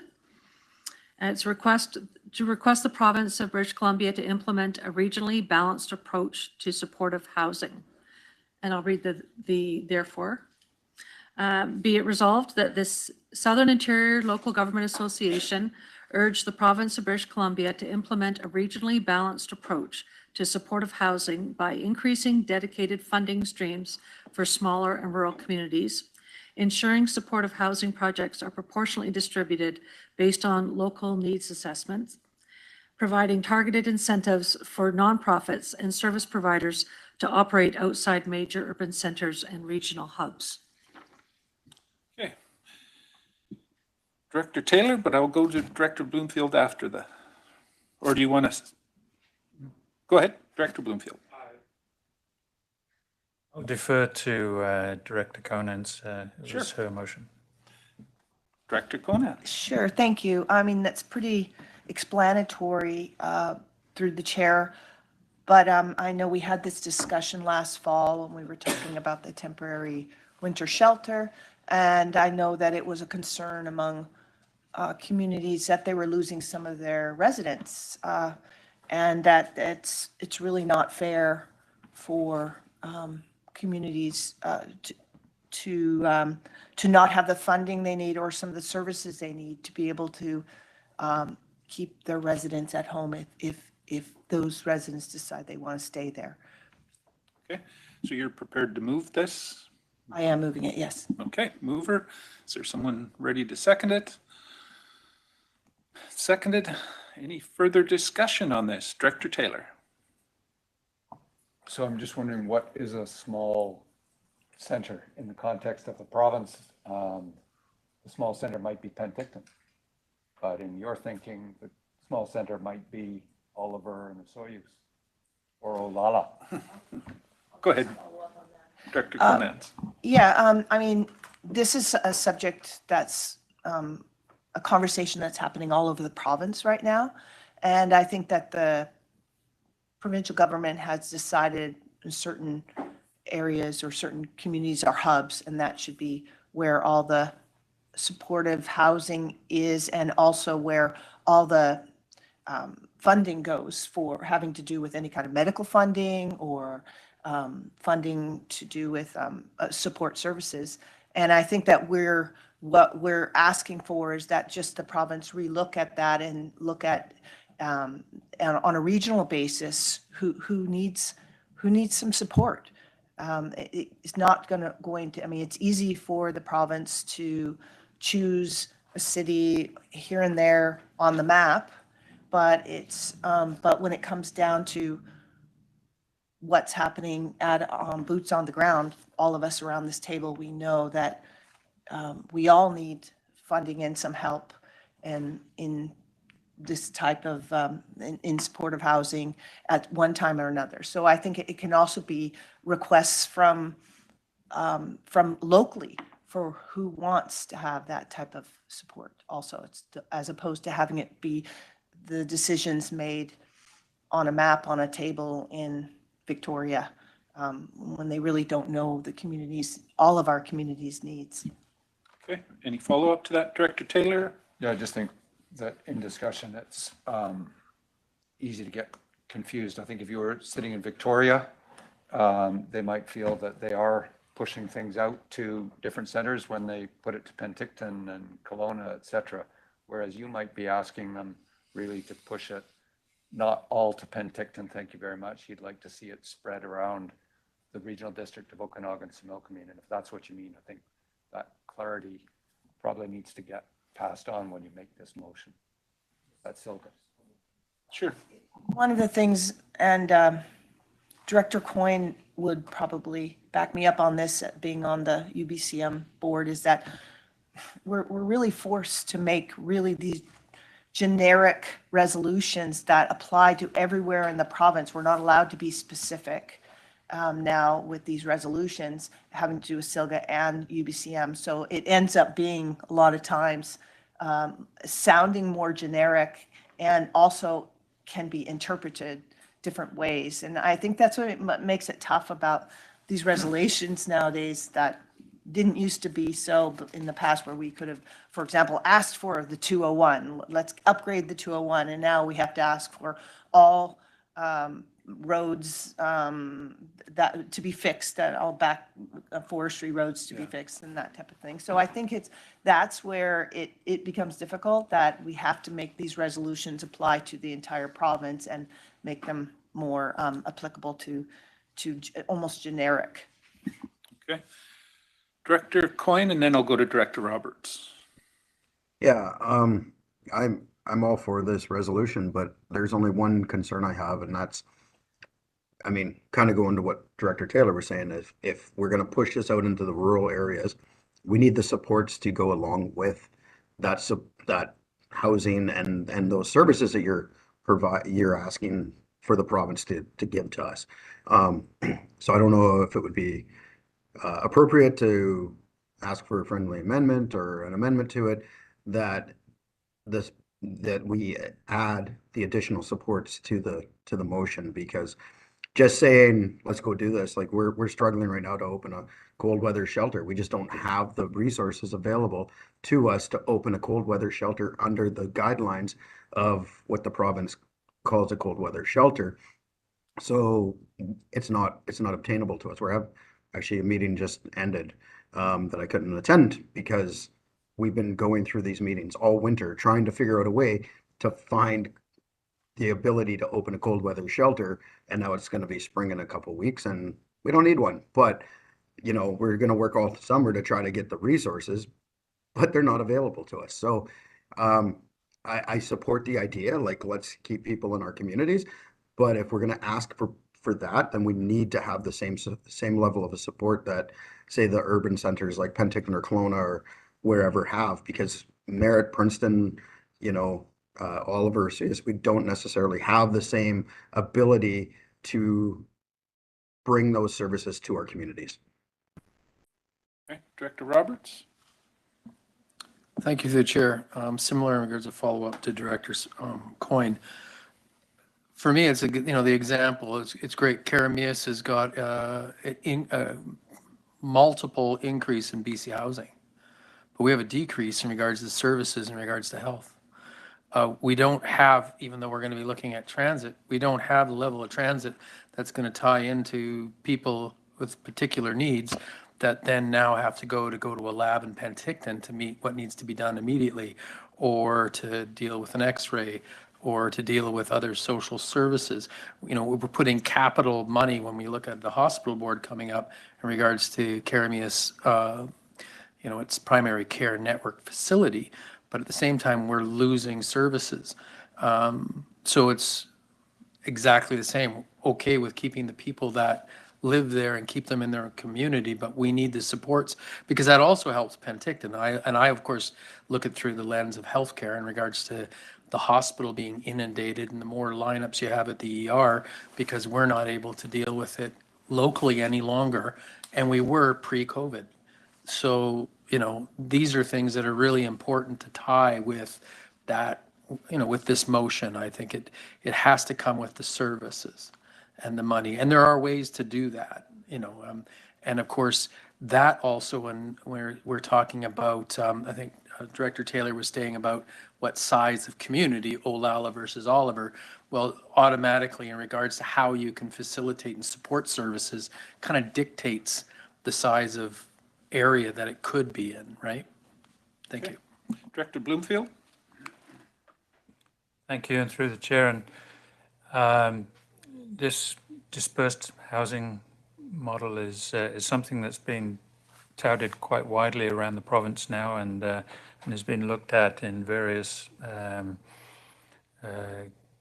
different government levels as to finding a satisfactory resolution to a lot of the problems that people face when they are displaced from their homes and their communities and sent to larger centres for treatment and rehabilitation. And that's the issue that that the government is looking at right now. But when within this motion, if you look at the third bullet point on this motion, it says providing targeted incentives for non-profits, and they are the service providers that you are talking about. They're the ones that are largely doing the groundwork. Yes, I know that there's primary care issues, and that's a separate. It's still healthcare, but the probably the most important part of the healthcare and services piece of that puzzle is the support services, the peer support even that are provided, and that's largely through non-profits. Okay, follow up to the Director Roberts. Yeah, thank you, the chair. And I agree 100%. But this is, again, we go back to the facility in Area G that we've every single year trying to push the Ministry of Health and them saying, we can't get allied help out there. You're too rural. We don't want to, we're not going to get psychologists, even though we can use Zoom. We're not going to have peer support. We're not going to, and we have a facility sitting there ready to go.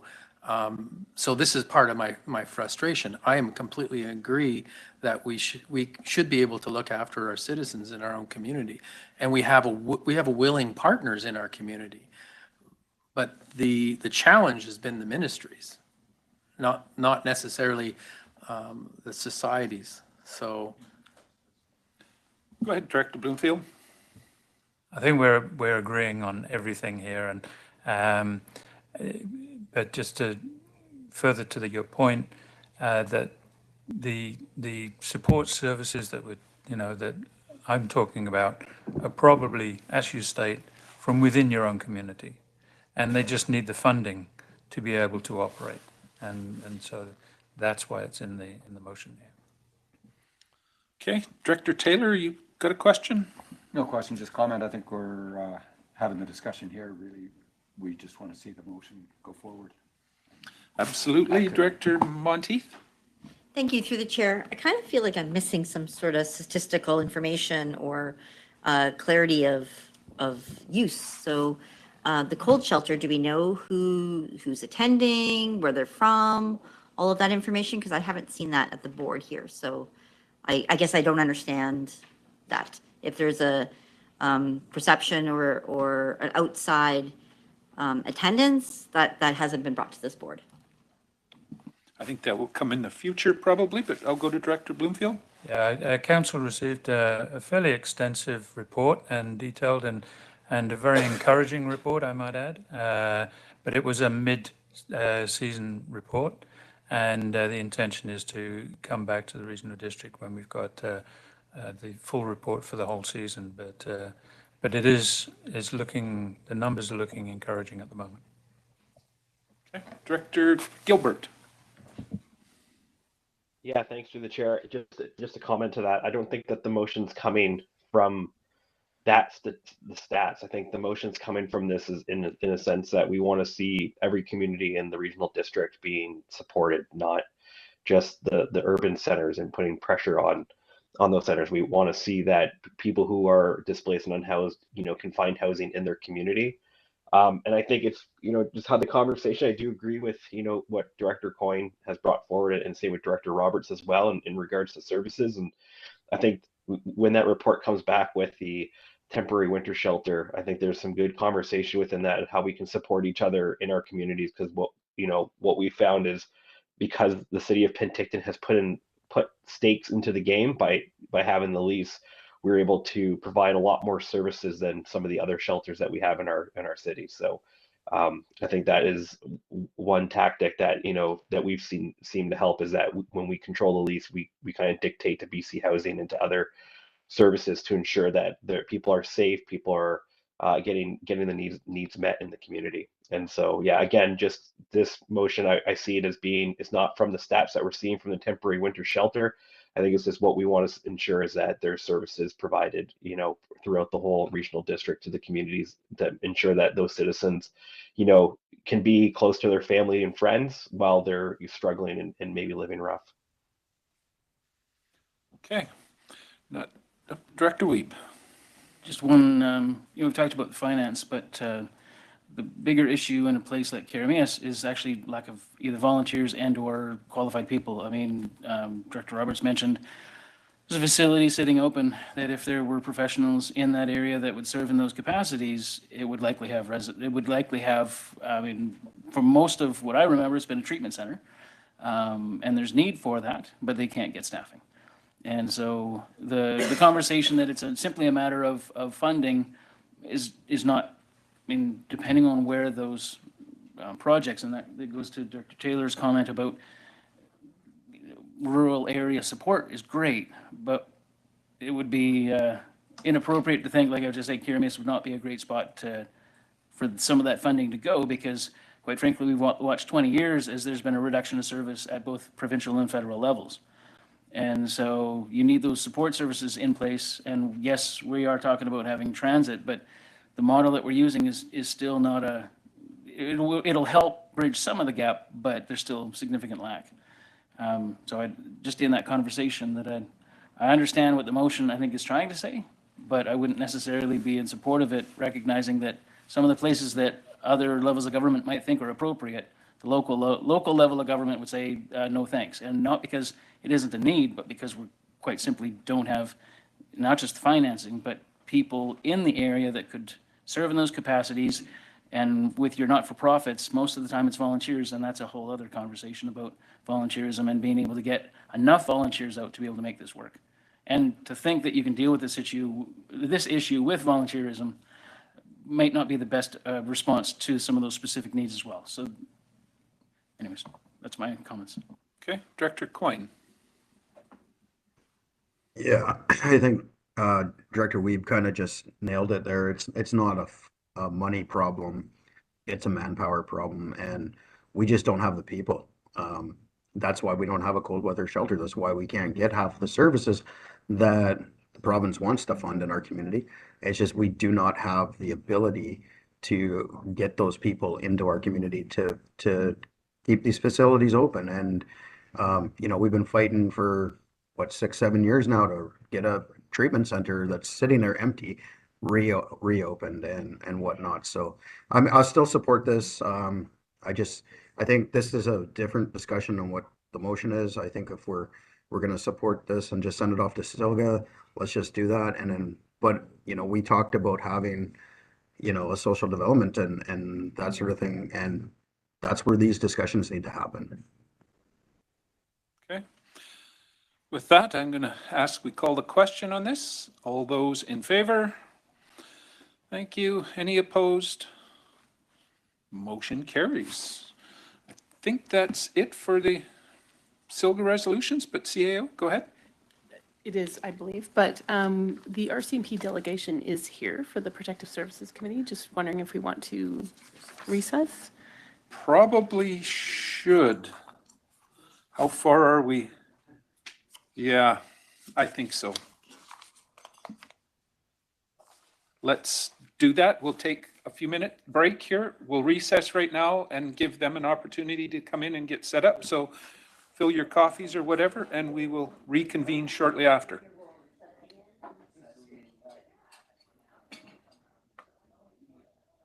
Oh, a few of those.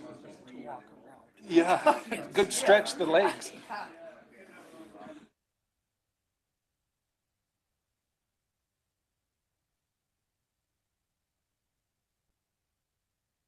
Committee that is starting at 10:44. All in favor?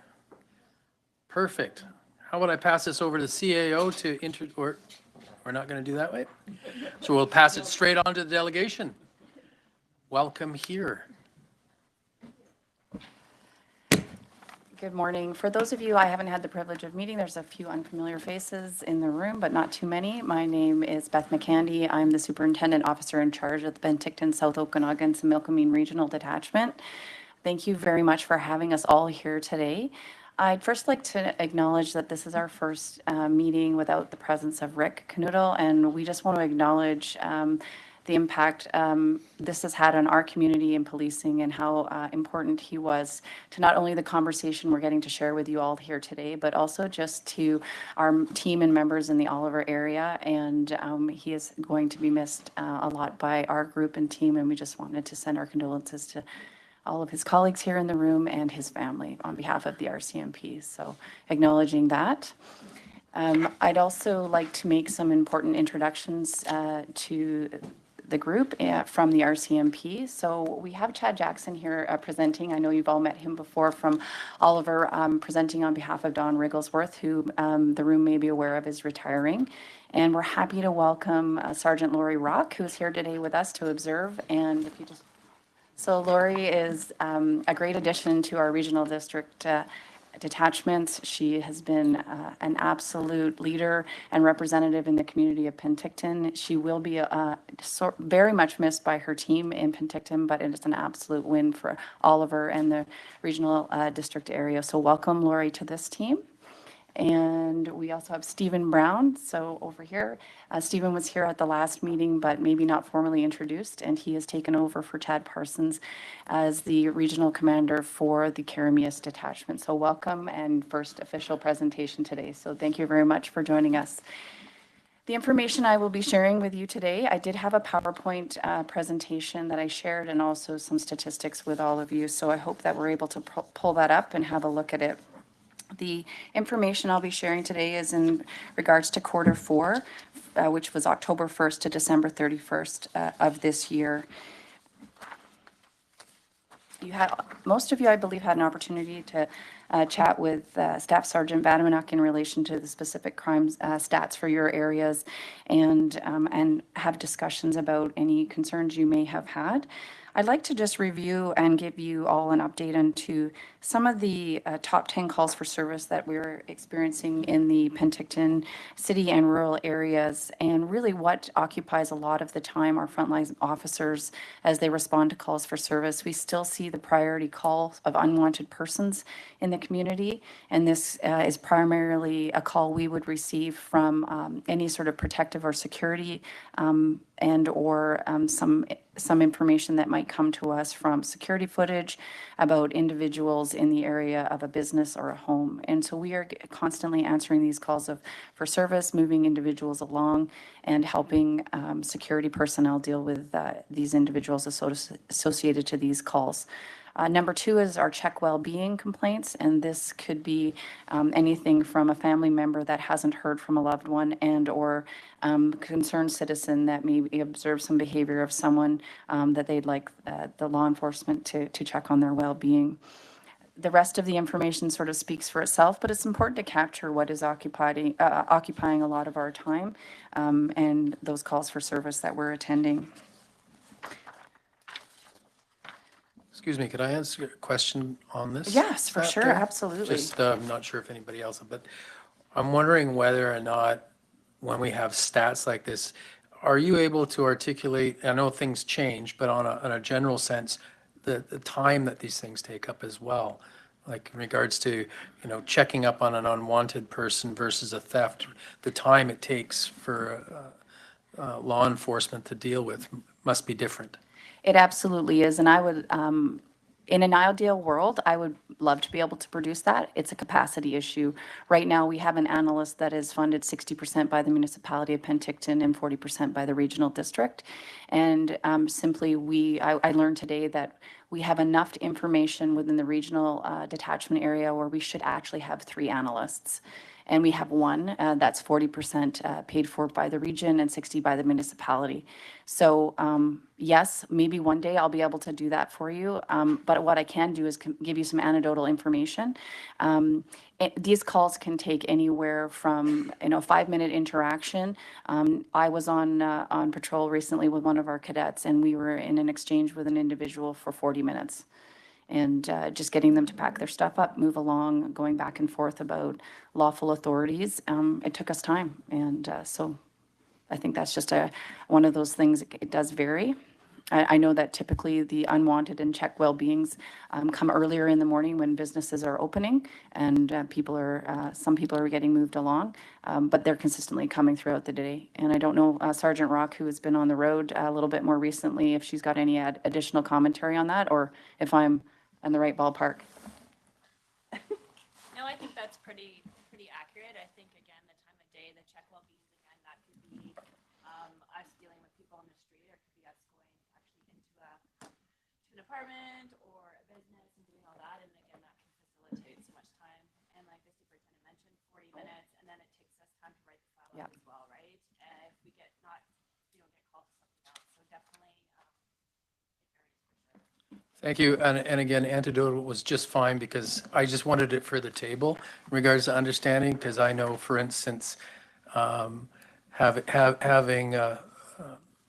people come out after hours out our neck of the woods, it's hours. Yes. Compared to because a lot of times you look at this unwanted person, you're thinking just out there, but a lot of times it could be way out there. Well, it could be our rural area for Penticton. We are on the other side of Summerland as well. So if we do get a call for a suspicious circumstance, which is number 4 on the list of calls for service, it could take us 3 hours round trip. So just keeping that in mind. What I'd like to feature on the next slide, and I'd really like to do a shout out to our colleagues in BC Highway Patrol, and this is something new. I know it was talked about last presentation by my colleague, Staff Sergeant Pollock, but just being able to capture some of the work that's being done by BC Highway Patrol in the regional area is important for this group. I know particularly as our annual performance plans, a lot of them capture traffic as a public safety priority for our communities. And so I appreciate Brian being able to slide this information over to me late in the day yesterday, knowing that resourcing challenges for that team as well. I was very impressed by the numbers that they were able to deliver in terms of traffic statistics for the regional district area. So your communities are highlighted in these areas with what was of note to me was the amount of time and the numbers associated to Princeton area. Considering it's the farthest area away, how many violation tickets were written in that area was quite impressive. Moving on to the next slide, unless there's any questions about that, go ahead. This one. This says Q3. Absolutely. So that was the information that was provided to me. He's reporting out on Q3. I don't have the data for Q4. Okay. And another question. Usually when we get reports, we get changes from quarter to quarter and year to year. I don't see any comparative things because knowing what's changing in our world is kind of relevant too. So that information would have, I'm sorry, I've not met you before and I'm not sure what region you're with. Summerland. Summerland. So when you are provided with your statistics from your area commander, there is a comparison on the sheet that is provided from one quarter to the next. So that information in relation to the traffic statistics, this is what I'm provided by a BC Highway Patrol. They have no requirement to provide me with this.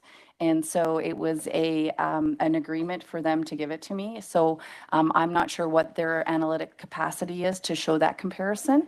That's something I can definitely bring up with them. But as I've mentioned, it's a gesture of kindness that they've given this to me and not something that was previously shared. So I'll continue to work on that and see what we can do and do that comparison, because you're not wrong. So was it specific to the traffic data that you wanted a comparison, or the overall crime statistics that you wanted a comparison? Well, yeah, I'm kind of used to in Summerland the crime statistics as well. Changes, patterns, things like that. Raw numbers don't actually mean a lot to me. Yeah, well, that's something we can talk about with your area commander, to have a conversation with you in advance of this meeting so you can have that discussion. Typically, the presentations from input from this group, those discussions are to have happened in advance of this meeting, so we can get into those discussions more personally around the Summerland and what's taken place. So we'll dig in and do better in relation to that meeting before this. If I could, Yeah, we're absolutely. good in Summerland. I was thinking for this group. So meeting me personally or anything wouldn't do any good. I was thinking for the group itself. Thank you.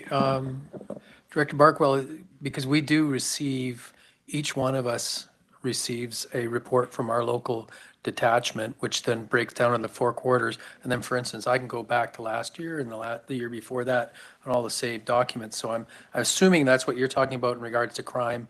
And from what I'm gathering is there's a good request in regards to a relationship that maybe be able to get that for BC Highways as well. But is that what you were talking about, specifically that graph that breaks everything down, that goes into 4 quarters that we get from our local detachments that you could have saved from last year? Is that what you're?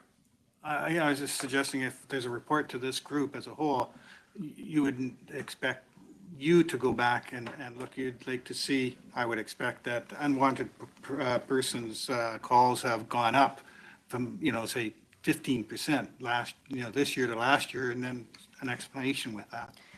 So in discussions with this group and the method of which we present, this was an agreed upon platform. In terms of the numbers of calls for services, that is a window and capture of Penticton and the Penticton rural area. So this is just to inform the group on what for the quarter was occupying a lot of our time. We haven't broken those down and where the change. It was just to bring a temperature check on what the top 10 calls for service were for police. The report that I send in advance of this meeting does break down every community in regards to specific crime statistics and the comparison from the previous quarter and the previous year.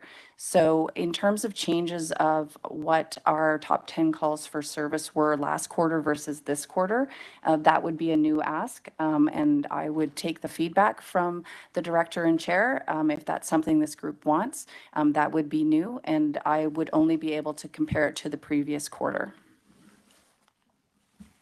All right, thank you. And I think the reason we did at this table discussed it before is because it was becoming we were kind of going over all the material here again that we were already receiving. So it was stated that, unless there's something new or we want to have some discussion about the documentation that we received, as well as the change was that we were being set up with meetings by the local detachment commander so that we could have the face-to-face before, and then if there's anything, just what we're talking about overarching, so we have a greater understanding of the concerns as a whole, then we're seeing that at this table, and that was to make it a little bit more efficient. So, but just to ask Director Barkwell, does that answer the questions, or is something more that you would like? Well, I'm only one person, but I guess my comment is to come to this meeting and we get a good report on Summerland. We get all that information for Summerland specifically. But if the group wanted to know about the area as a whole, I would think that year over year comparisons and stuff would be useful information than just a raw number, which say to somebody who was first term even, because you can't remember what last year's was and what changes are, and that's a relevant piece of information. A raw number isn't really, but that's the end of, for me, I don't want to take any more time. No, but we'd just like to make sure that we're addressing it if it's something of concern else at the table that they want, as a group, this committee, could I see a show of hands if anybody would like to see more of a singular general statement on the specific crimes as a whole for like rural Penticton and Penticton, separately from the individual reports that we receive. Okay, Director Trainer. I think what Director Barkow's getting at is that because he's an accountant, he likes to look at numbers. And I just think that if there's a trend that's coming out in the region that the RCMP noticed, like say, for example, Princeton's having far more highway patrol calls than they did last year, that you would just highlight that so that we could kind of know overall what's going on. And it is helpful if you have last year, then you can kind of say, okay, I see a trend in that area. I think that kind of helps us, understand what's going on. That's what I think he meant. So I don't think we need too much more detail, just any trends that we as local leaders need to know about. Thank you, Director. And I have Director Coyne with a hand up. Yeah, I respect that, I guess, need for the more data, but at the same time, if you take some of our more rural detachments, we're not always up to the same, we're not always fully staffed, right?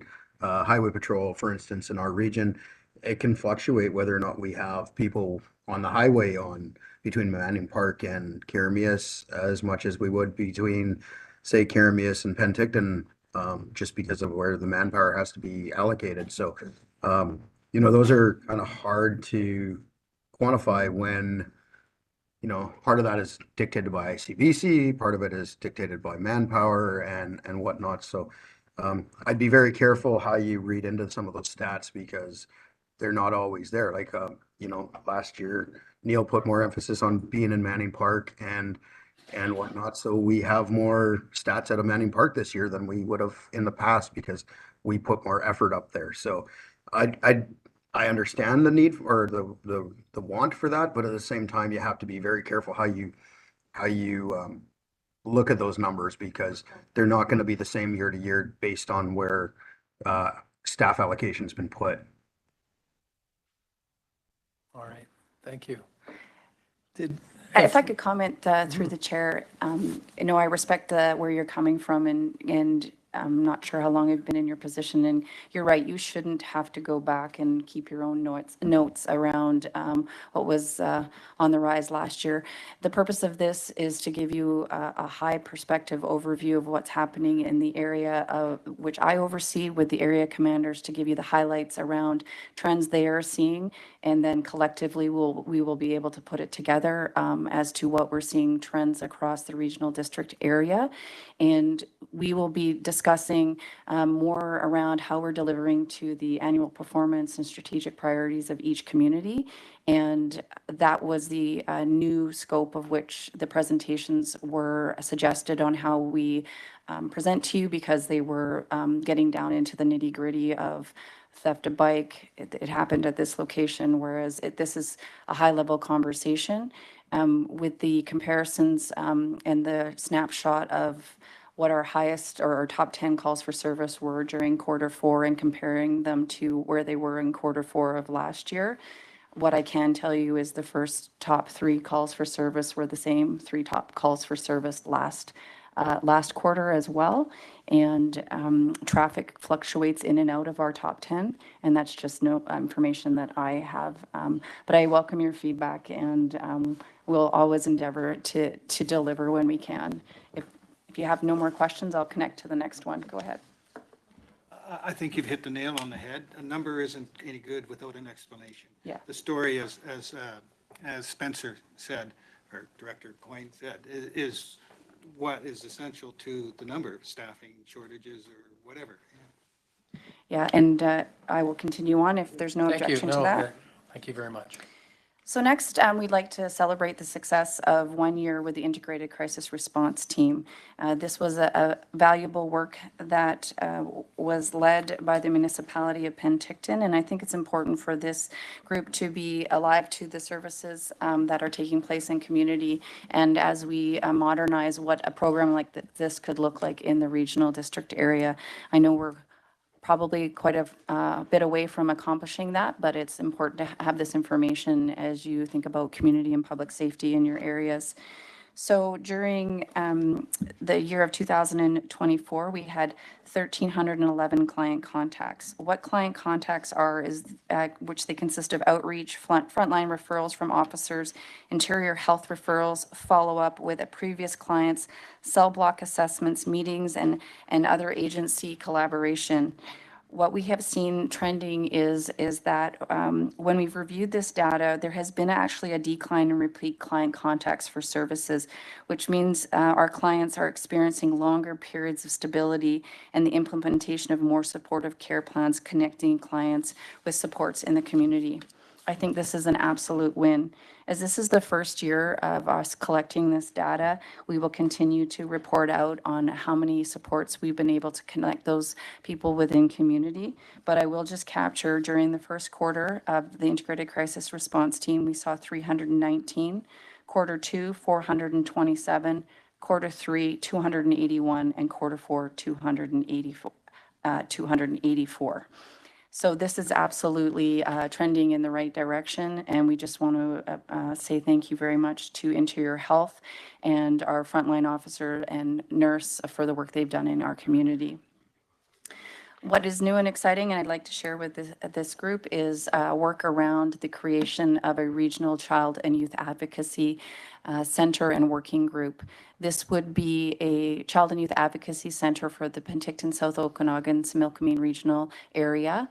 And what this is a multidisciplinary team that comes together to support children and youth who have experienced violence, sexual abuse, and online exploitation. And it provides them with a safe environment as they go through the police investigation, as well as having them connected with the correct and right supports, whether it's the ministry, it's health, psychologists. We've seen this as being the best practice for supporting children and youth very successfully in Kelowna, Vernon, and in many major centers. What we're proposing is that there be a feasibility and a needs assessment done for the South Okanagan, Similkameen area to determine the need and what it would look like to sustain a facility like this. I'm currently a member of the BC Association of Chiefs and Police Working Group on Child and Youth Advocacy, so this is something that's very important. We have really just started this work, and as we build the working group, we will ensure to invite members of the regional district area to sit on this committee. But like I said, we're very much in the infancy and looking at getting the grant money to start this feasibility. So more to come on that, and happy to answer any questions in relation to that piece. Do we have any questions in regards to that? That's very exciting. I have 25 years experience in that field, so that's it's right up my ball. It gets me all excited, so Yeah, good to hear. absolutely. And as you've heard, if you would have heard earlier, I have a facility that's sitting empty. Director Trainer. I think this is really, really a good program. And I like it because children who experience those kind of traumas in childhood are often the ones that end up having major problems as they get older. So I really see this as getting dealing with the issue upstream and helping those children to deal with what they've dealt with, and then hopefully, be able to be happy adults and not end up on the street. So I think it's a really great program, and I would be happy to volunteer. And I have 3 little kids, so I think I'm more. These things are really, really important to me because I see how they can have such an impact on kids in a positive way. Thank you for that, through the chair. I couldn't agree with you more, having worked 10 years in child abuse and sex offenses. The real win is life after the incident and being able to set children and youth up for the world ahead of them and knowing that this moment where they've experienced this particular trauma doesn't have to define them. And I think it's progressive. And I think not only this group, but the mayors and councils of all the communities want to support children and youth in their community. And this is an absolute all hands on deck approach to that. So more to follow on that piece, and really exciting work that's being done. So thank you for that. And moving on to the next slide, if there's no other additional questions, just highlighting for you some of the work that our Indigenous Policing Services is involved in. We have 2 designated IPS members within the community of Penticton, providing policing services and support and engagement for the Penticton Indian Band, Tristan Williams and Mike Ramponi. So just a couple of images to show that they recently ran a little initiative where kids from Utma school were naming our police vehicles, and so we were able to proudly have our police trucks named Golden Eagle and Big Bear, and the kids were happy to see the graphics are going on the trucks today. So just a nice initiative to share with you. Moving on to the next slide. And this is a regional slide, and I know my colleagues will elaborate a little bit more. I just going to wrap it up here in terms of our work in relation to repeat offender management and the external messaging.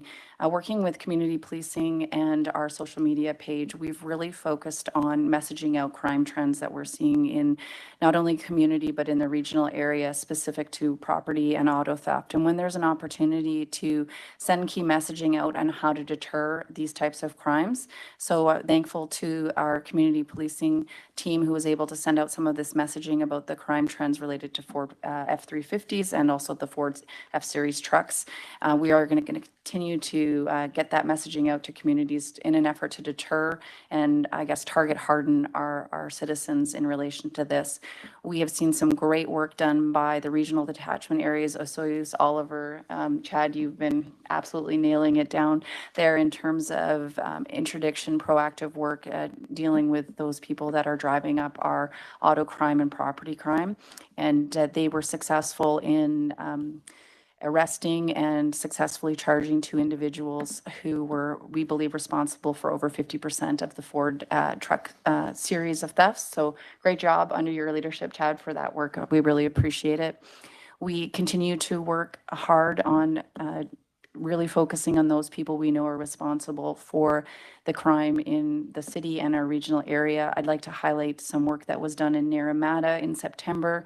We had members from Kelowna helping us out, as well as our crime reduction unit, and they were able to identify a rural area in Naramata where we had a lot of property that had been hidden from the entire Okanagan area, and we were able to take that property crime location apart and return a large amount of valuable property, motorhomes and holiday trailers back. So that was an absolute huge win. It was a proactive vehicle stop that one of our officers tried to make. They failed to stop, and they led us right to their hideout. So it was great work, really good collaboration, and just a nice win for the community.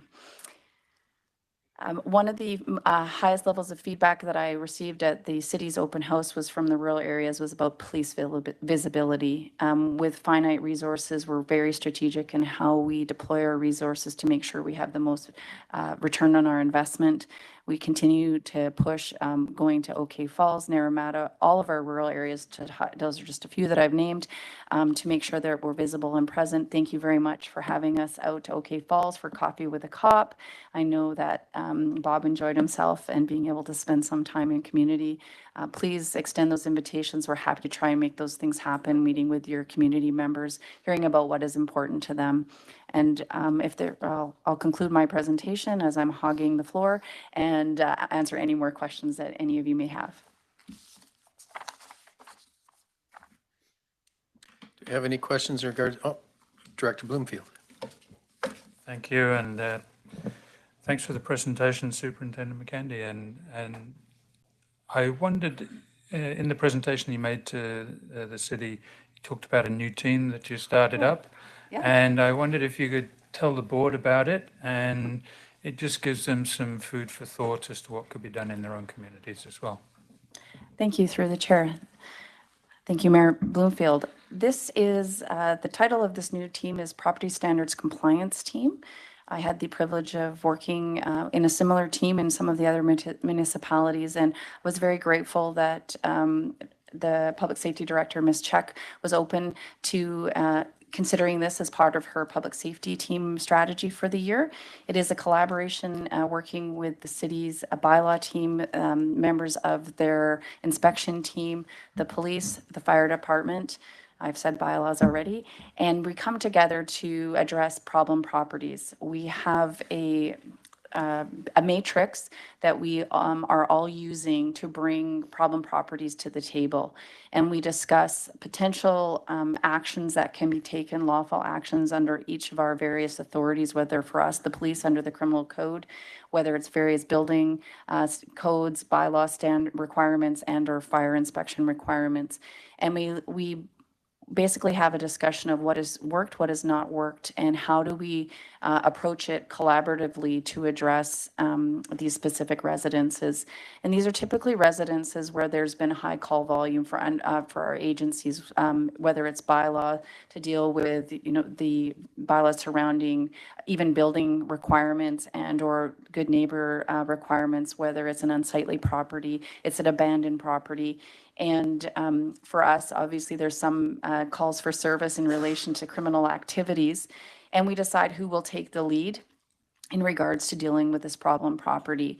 The approval to go on the list as a problem property will be done in consensus by this committee, so that we know this residence has met the appropriate level or threshold. And then we come together and discuss how we're going to approach it.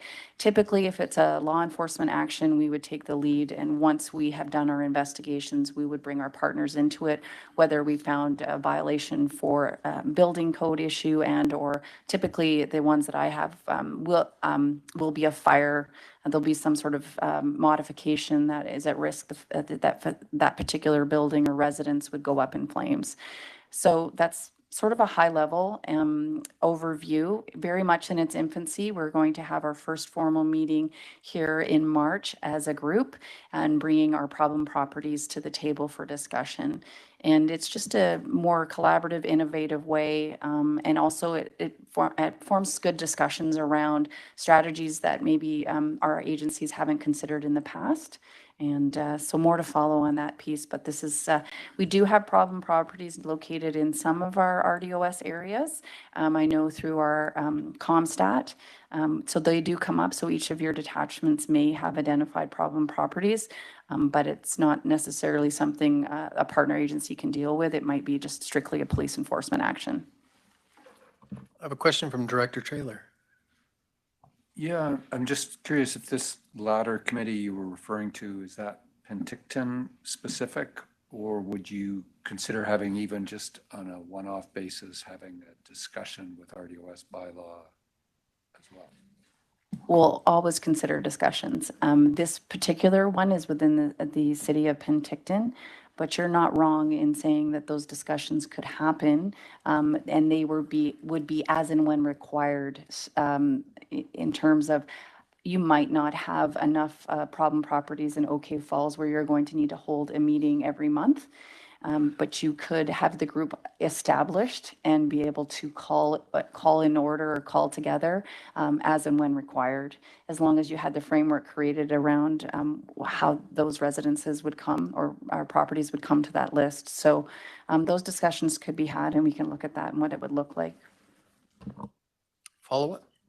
Yeah, so yeah, I think I would be interested in learning more about that part of the process, because I think we're kind of reinventing the wheel every time we run into a problem property on this. And if we had a structure like that to work with, then we could just automatically elevate it to Absolutely. I'm happy to share the framework and the SOPs and the various bylaws that are applying. And you'd have to look at yours specifically for OK Falls, but I think we can get you where you need to be. Perfect, thank you. Any other questions in regards to that specific program? Okay, not seeing any. We'll Carry on.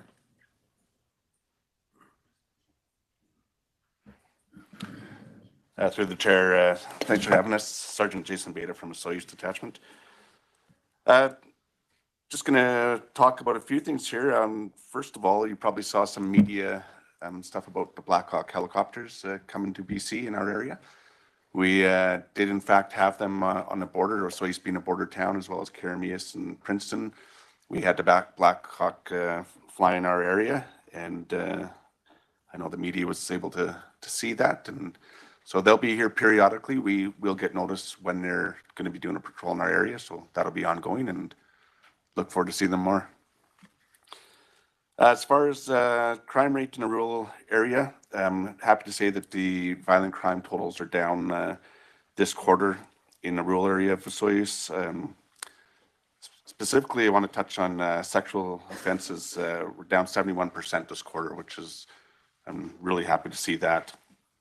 When we get into the property crime is the thing that Soyuz and the rural area, that's the thing we deal with mostly in our area, not so much violence. We're seeing a lot of auto theft still, and we had 4 in this quarter in the rural area alone. We can contribute probably 50, if not more, % of those vehicle thefts to one person that was traveling throughout the area. I did have, once that person was in custody, we did have another person show up that had stolen a couple vehicles, and they were arrested, and however started to commit some mischief to other vehicles, damaging vehicles to get into them. So I'm happy to say we have the players identified, and we'll be on top of them, or remain to be on top of them. We had up anarchists. We unfortunately had 2 fatal accidents over the last month or so. The first one I can say is 100% road conditions. We're able to do the download out from both vehicles to get the speed of the vehicles, and both vehicles were well below the posted speed limit. And when we did we'll do things like friction test on the roadway, and I can say that the road at the first accident was slipperier than I've ever seen a road. In fact, the road there's a flat road with a bit of a grade. Our friction testing equipment, which is basically a tire with some measuring equipment on it, was sliding sideways just on a very slight grade. So very unfortunate for that one. The second one, up closer to Bridesville, still trying to determine what happened there. The at-fault vehicle, unfortunately, the single person in that vehicle died. Road conditions in that case were good, and we don't know if perhaps it was a medical condition or something. We're still waiting on coroner results from that one. So B&E, we had a interrupted B&E up anarchist, and this was to a residence that was vacant and has been vacant for a considerable amount of time. Yet basically the folks moved out of it into a different residence, but left the majority of their belongings in this place. And when we got the call, we got up there, we were able to catch 3 suspects inside the residence in the process of committing crime. We were able to speak to them, and they told us they'd learned about the house from other people on the street, told us they'd been told it'd been vacant for over a year. So our criminals are talking. They're, and criminals do that. They will hire other criminals to go to a place that they know is vacant. This property should be in there, or go scout this property. If you can get some stuff out, we'll purchase some from you, things like that. So I really encourage people to, if you're leaving your house vacant, especially when it's in a rural area, make sure your rural neighbors know that your place is vacant. Have them check up on it if you can. Install some cameras if you can.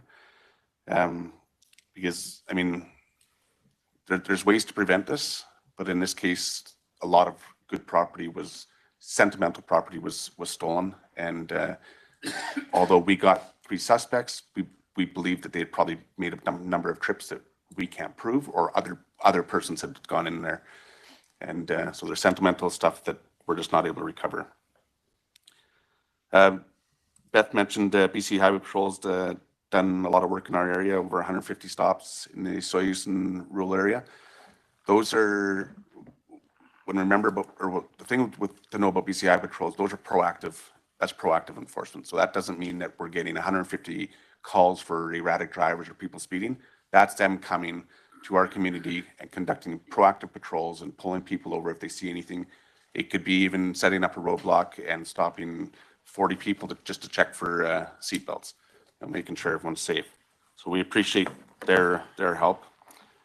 We transferred in a new member from BC Highway Patrol to the Osoyoos Detachment, Constable Dave Fallman. So he comes with a lot of traffic experience. And since he's been in my town, I've noticed that our traffic stats are increasing, our proactive traffic stats, both rural and in the city. And he's even set up a couple road stops, road checks. Yeah, the last thing, I've actually got a couple things here. One of the things that we've done is we obtained some signs from ICBC. They're lockout auto crime signs. So they're signs I provided to the town works yard, so they can put them up at various parking lots just as a reminder to people to make sure you lock your vehicles and keep your valuables out of sight. And RV trailers. We've had a number of RV trailers stolen, both locally in the town and rural. And I just happened to interview one of the suspects that we caught. And I was assuming that RV trailers are being stolen to be used in the bush, because we've seen some of them in the bush by people who are unhoused. What I learned from speaking to this person who was quite involved in stealing trailers is that they're easier to sell than a vehicle. And the reason they're easier to sell, according to him, is that it's much easier to get a new VIN number for a trailer than it is for a vehicle. So they steal it, they go through the process through Road Safety BC or ICBC to re-VIN it, and then they can sell it to a place in Alberta or wherever where it's no longer traceable. So those are some discussions we'll have to, maybe through our chiefs of police, or we'll have to have discussions with our partner in ICBC to see if there's different ways to, mitigate or make it more difficult to re-VIN something as simple as that. I do have one last thing. REVOIRS, or Repeat Violent Offender Program, is where we identify those individuals who come to our attention the most for repeat violent offenses. We identified one in Osoyoos who we've added to the program. And if you're not familiar with the program, once that person's on it, they have a dedicated Crown Counsel that assesses all of their files. And they also become a priority for us to check them for their curfews, deal with them. They get zero chances. They're told they're on the program, so they know that we will be maintaining watch of them. And as soon as they do something wrong, their Crown Counsel is dedicated with them, is brought on board, and we get charge approval and then move forward with that. So the person that we have added, it was a great addition, and since they've been on that program, they've been very good, just with that extra attention being paid to them. So I think it's a great program. So, and I'm open to take any questions. Director Taylor. I just have a really quick question.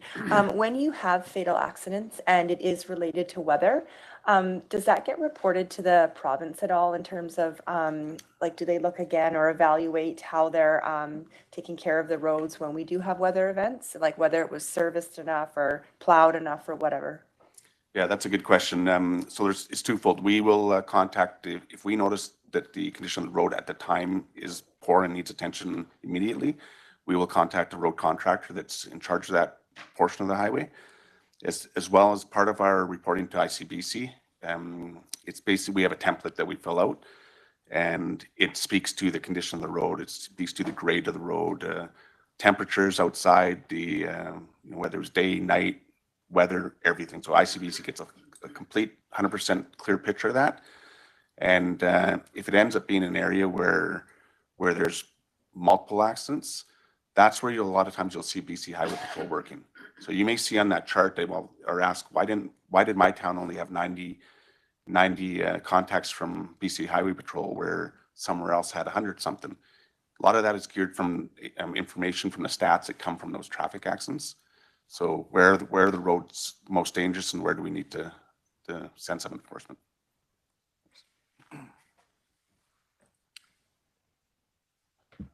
Not seeing any other questions. I think either we can move on. Mr. Chairman, Mr. Vice Chair, and Directors, Corporal Hall from the Summerland Detachment. Very happy to say that our stats continue to trend in the same direction, save one or two stats here. These were distributed to the Summerland Council at our last meeting. What we did notice was a small increase in violent crime in Summerland, which is the first for the last 3 quarters. Otherwise, Summerland continues to see a massive decrease in violent crime.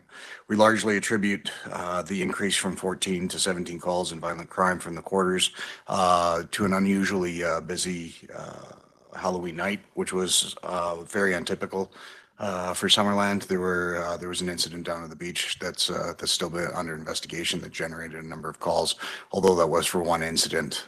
So the stats are slightly skewed there.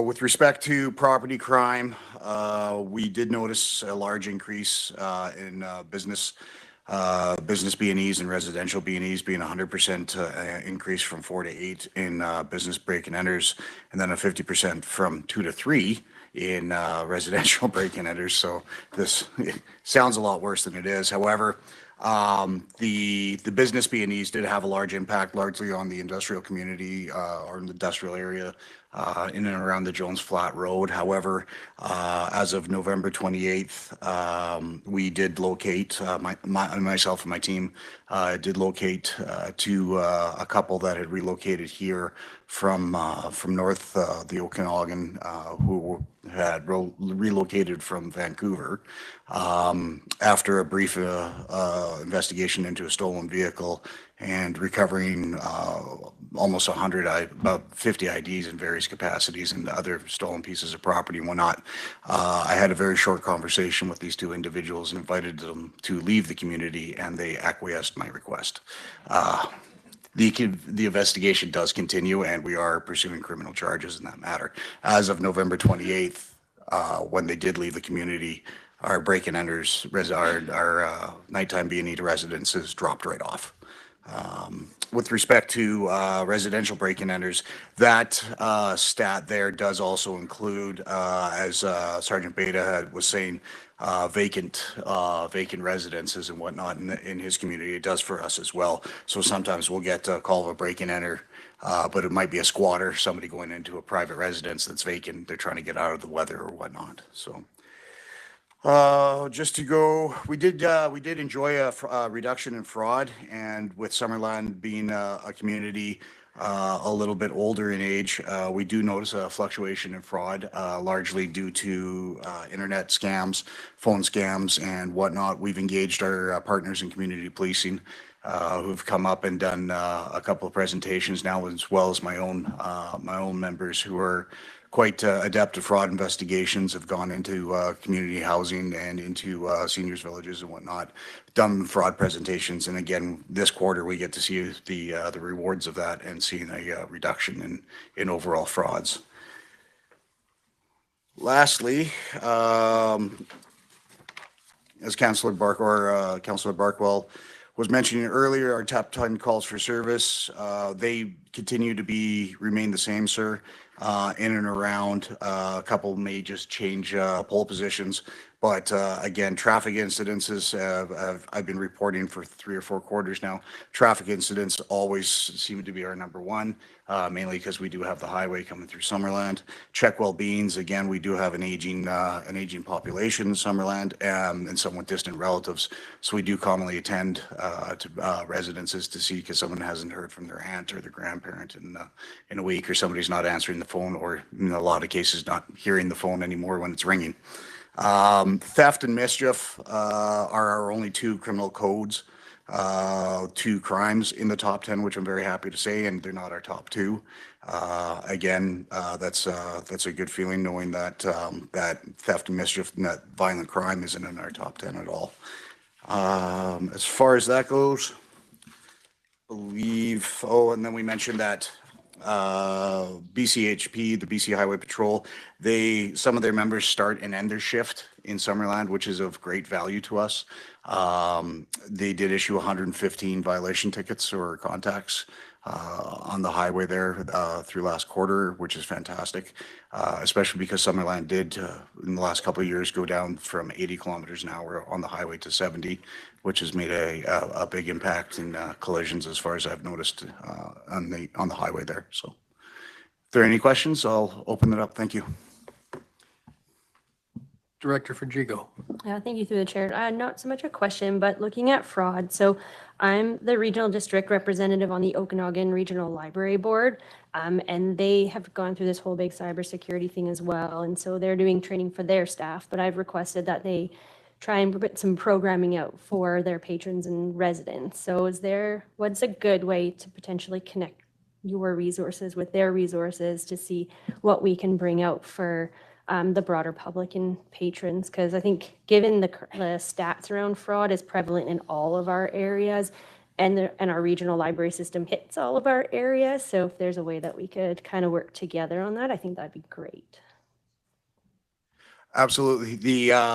The resources are actually directly through the Penticton detachment, which are available to all the PSOSRD detachments. I happen to know the individual who runs that, Shelley Hall, and she's more than happy to come out to various communities and give the presentations there for staff and clients alike. Director Bloomfield. Thank you. And when you encourage folks to move on, I'm just, and I'm not against that idea, but I'm just curious: do you alert neighboring detachments of the presence of those folks? That's a very good question. Yes, we do distribute and disseminate intelligence bulletins on a daily basis, and those are disseminated within the entire province. And in this case, actually, it's directly related to that. These individuals relocated to Vancouver, and I was contacted by VPD within about 2 to 3 days after releasing the information, and we contributed to their investigations as well as these individuals continued to offend in the same manner in Vancouver. So a police officer from Vancouver VPD read the bulletin that I distributed, saw the pictures, and said, "Hey, that's the same guy that I've got here on my CCTV. I'm going to get a hold of Corporal Hall." Then he contacted me directly. So, thank you. Any further questions? Not seeing any. We can continue.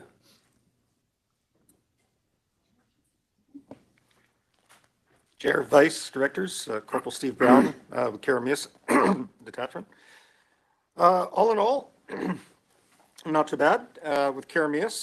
The bad news is our assaults over the quarter have gone up from 3 to 13. The majority of these are intimate partner violence related, of which alcohol is documented to be a regular contributor. So 54% of the assaults were with intimate partner violence. There were no repeat couples represented in those numbers. And all assaults outside of the intimate partner were between parties previously known to each other as well. So that has gone up. In addition, auto theft has gone from 2 to 6. No particular maker models have been identified. There were a couple of trailers that were taken, but they were different makes and models. And a couple of vehicles where we had a suspect description of a white truck. Not a lot to go on, but consistent with at least a couple of files. Frauds in the area have also increased, as Corporal Hall mentioned previously in his area.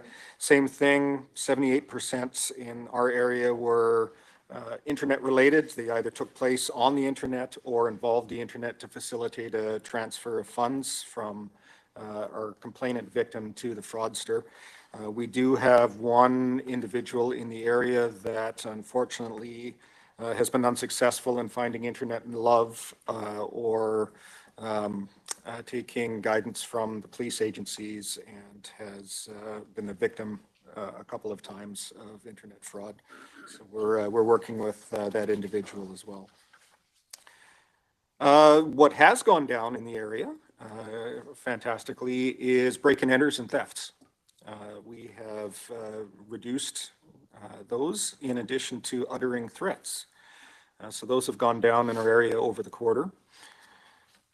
For our BC Highway Patrol statistics, we had 90 stats in the area. That includes violation tickets and warnings.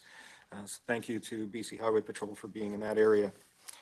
Our community policing involvement on December, our community policing conducted a cyber safety and consent talk with the grade 7 to 12 at Karamias.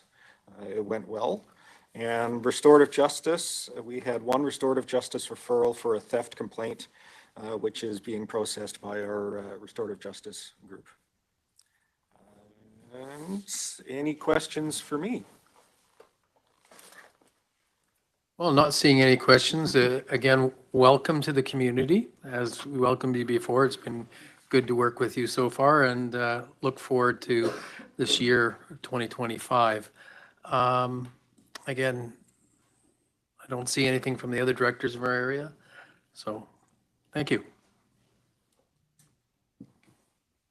Okay, through the chair, it's Corporal Chad Jackson for the Oliver RCMP. Speak on behalf of Sergeant Wigglesworth, who has 3 days left, and Laurie will be starting.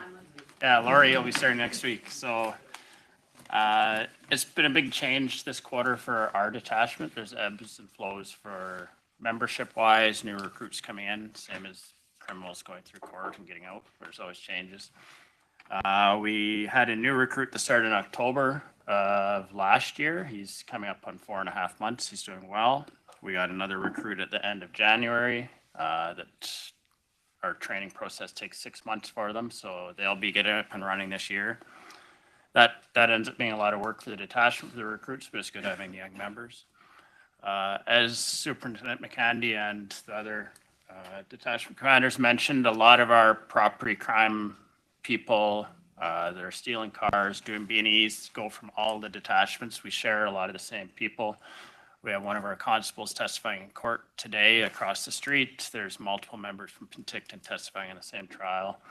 A lot of the targets, if we have a low B&E stat and Karamias has a high B&E stat for the same period, they could be the same person that's just moving between communities. So there's always going to be fluctuation. With that said, we did have a rise in break and enters rurally in Oliver.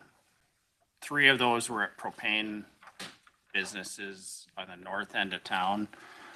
Unfortunately, 1 was to Superior Propane and 2 to Canco Propane. That does tend to happen in the wintertime with people stealing propane for trying to stay warm for their trailers, but it's something we're trying to do. There were no arrests made in those cases, which drove our B&E stats up, unfortunately. Our stats for sexual assault were also higher this quarter. That can be driven by a same offender committing or being reported on multiple offenses, which happened in this particular case when one person was reported twice. So it can make our stats go from one report previously to 3 in a quarter, which can look bad, but with the red, but it's more of an isolated incident. Our intimate partner violence, our domestics was higher. We went from 1 in last year, Q4, to 4 this year. None of them were repeat offenders. It was just luck of the draw, a cyclical thing that happened. Alcohol was involved in most of those.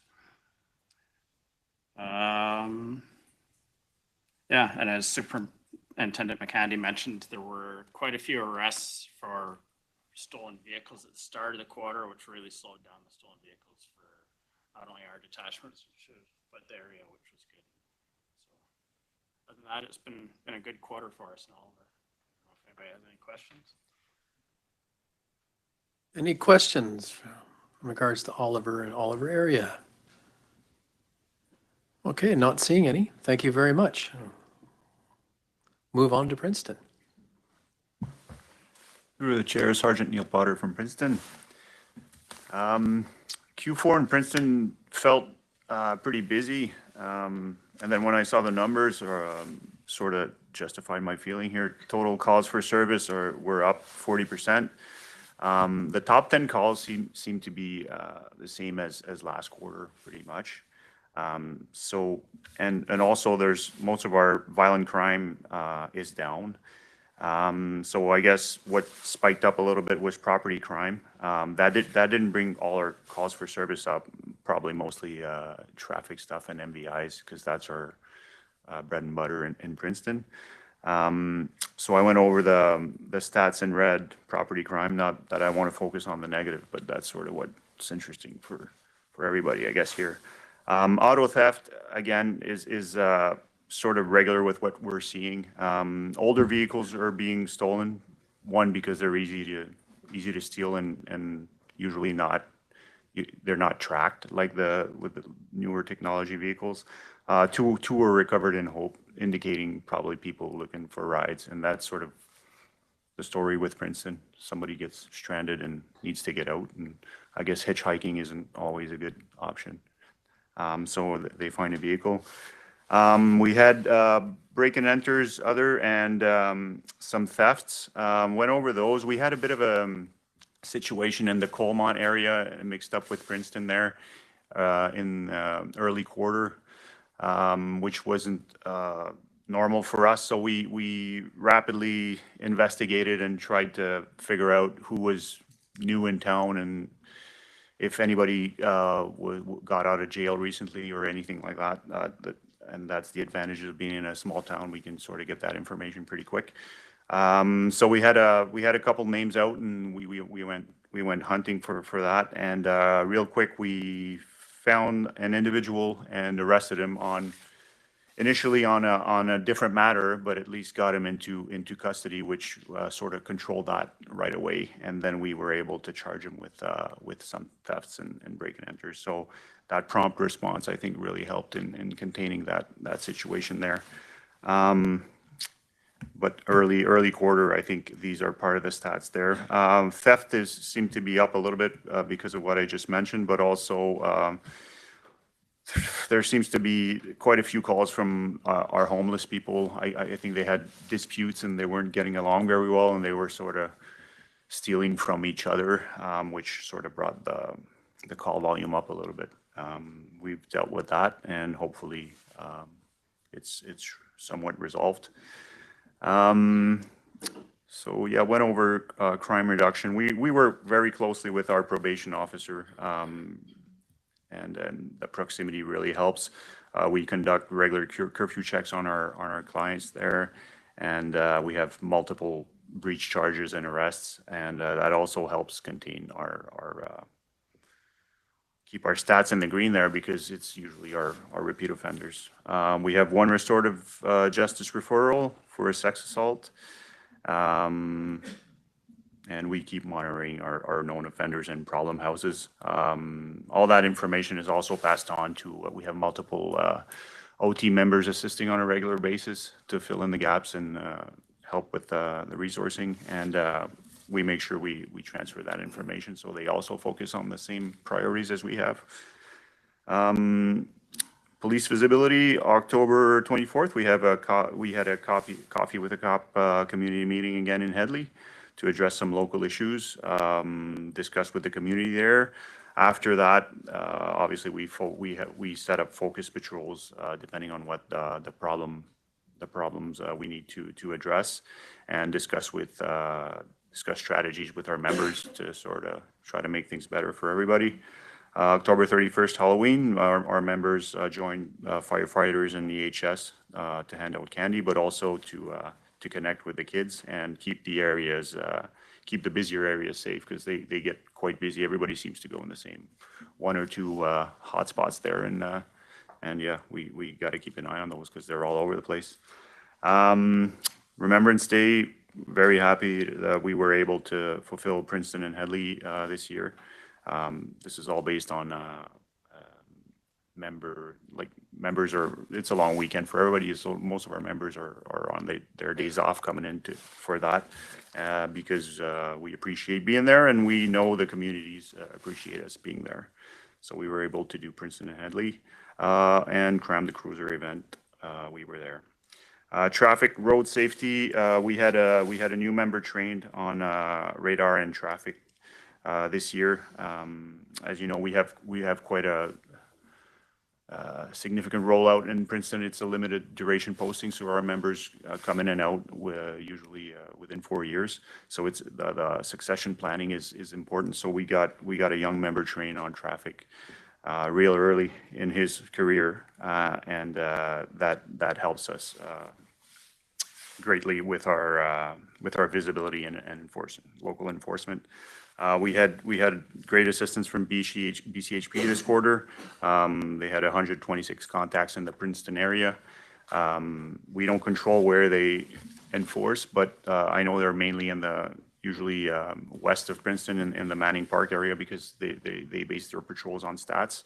So having our own trained member on traffic stuff kind of helps us get a handle on where we want our resources. So we focus mostly in town and in areas where BCHP don't go as much. So that's good for visibility and to sort of let people know we're there. That's about it. We have a new recruit in Princeton. Well, very young membership in Princeton, but we have a new recruit in Q4. She's great. Hopefully she'll be around enough for everybody to meet with her. And that's all I got for Princeton right now. Any questions? Thank you very much, and we'll pass it on to Director Coyne. Yeah, I just want to thank you, Sergeant Potter, for the breakdown community to community this time around. That was great. Thank you. Pleasure. Any other questions for Sergeant Potter? I'd like to thank you again. The coffee, looking forward to the next coffee with a cop. We'll try to make it a little less low key, so you didn't feel like you were in a line of fire the last time go around. But no, it was really great, really appreciated. And I heard back from the community right away about Remembrance Day. So yeah, spot on. So again, thank you for all the efforts that you provide and work that you do. Just in closing through the chair, thanks Neil for the great report. Just as we are reporting out on Q4, I hope that you're able to engage with all of your area commanders as they begin to build their new performance plans for the year ahead, focusing on what the local community priorities are to address public safety and increase and improve that sense of safety and community, as well as member wellness initiatives and organizational excellence. So looking forward to being able to report out on what those areas are for our Q1 for 2025. And I just wanted to highlight, Neil probably wouldn't say it, but his team made one of the most significant drug seizures in the area since my time being here, and just great proactive work. It didn't make the media because it was still under investigation, and this group is pretty modest in the work that they do. They just get out there and get it done. But there was a kilo of fentanyl, a kilo of cocaine, and other quantities of cash. This is very much in its infancy, but absolutely a massive implication to the Penticton, South Okanagan's Milkameen regional area, and stopping that from coming into our communities. So Neil, under your leadership and that of Constable Goddard, I just thank you for that work. And that's all I have for you all. And thank you again for having us here. Well, thank you very much, and really appreciated all the report. It was very well received. And again, thank you, and hope that you're all safe out there. And again, we all appreciate what you do. All right, I don't have anything else on the agenda, so can I have a motion to protective services? We'll take that. All in favor? All right, over to you, Chair. Well, I think we're going to have to go straight into the hospital district board meeting. And is that back to you again, Director Roberts? That's going to be back to me, or are we going to finish off the... I think we better do the hospital district first. And then we've got planning and development after lunch with a delegation. So. Okay, do we know how, now again, with not having the CAO in regards to the hospital board.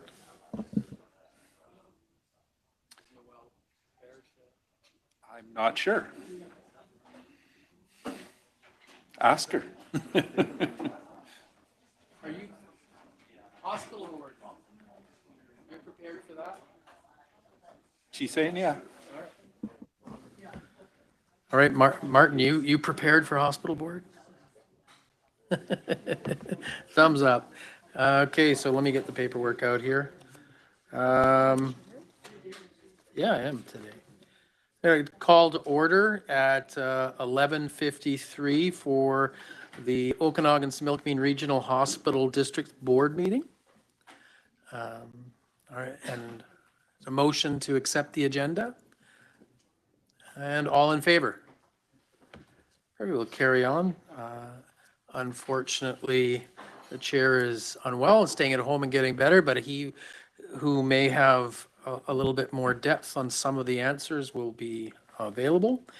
But I would like to now pass this over to the acting CAO.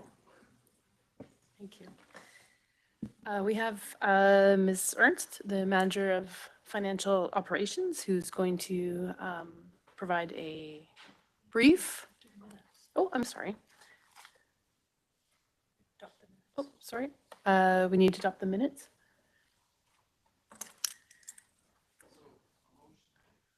Could I have a motion to accept, or has everybody read the minutes? And if we have a motion to accept them as read, all in favor? Thank you. And then we move down to C, financial plan. And now I refer to you. Okay. Thank you.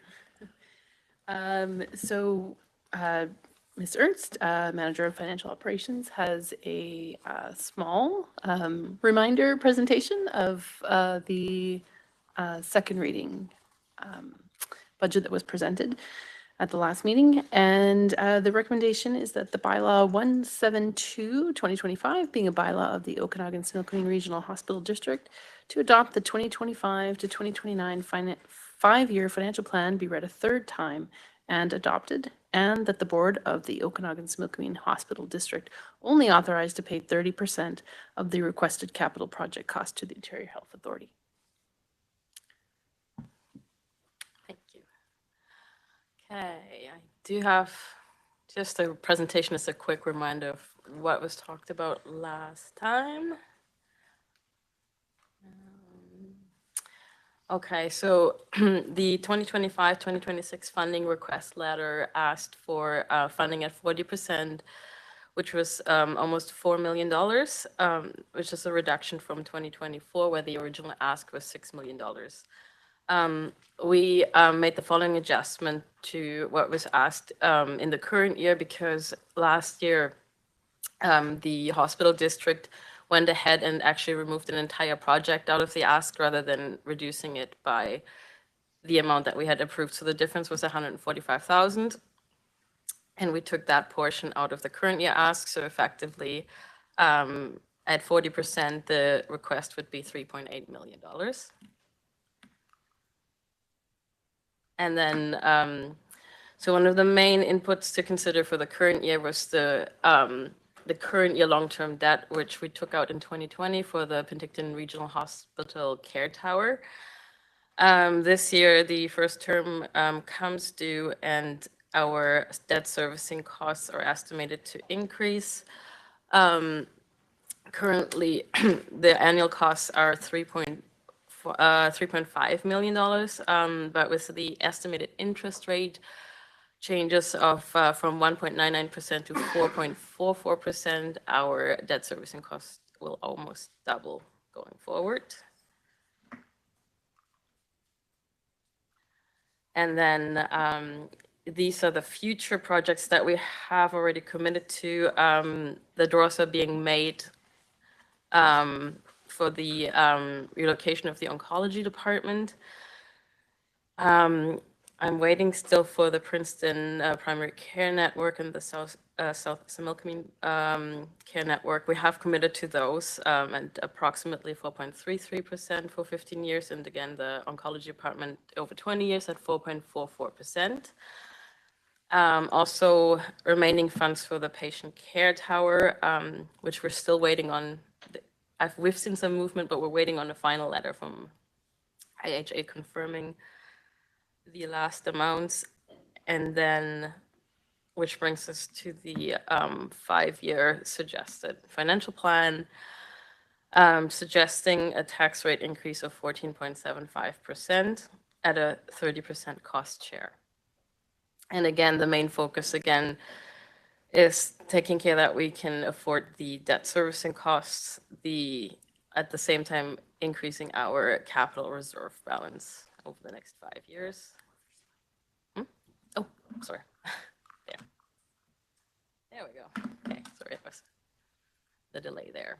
And effectively, the 14.75% increase will result in an increase on average for the average residential property tax bill of $14.09. There we go. And then, so this is again a closer look at the capital reserve if we continue with the plan as it is. That will end up at 16 million roundabout in 5 years, hopefully. And again, I was very conservative with my estimates of interest.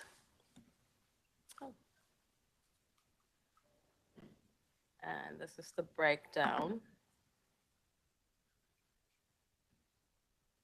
So the overall dollar change from year to year would be approximately $1 million. And so it would be a 14.75% change, but taking the non-market change into consideration, 13.28%. And again, the total average levy per the average household will be $138. That's the total, not the increase. And then there, we'll give you kind of some average values. And then this was the 5-year approximate capital plan we received from Interior Health. Again, the original asked at 40% what's going to be approximately happening in the next 5 years.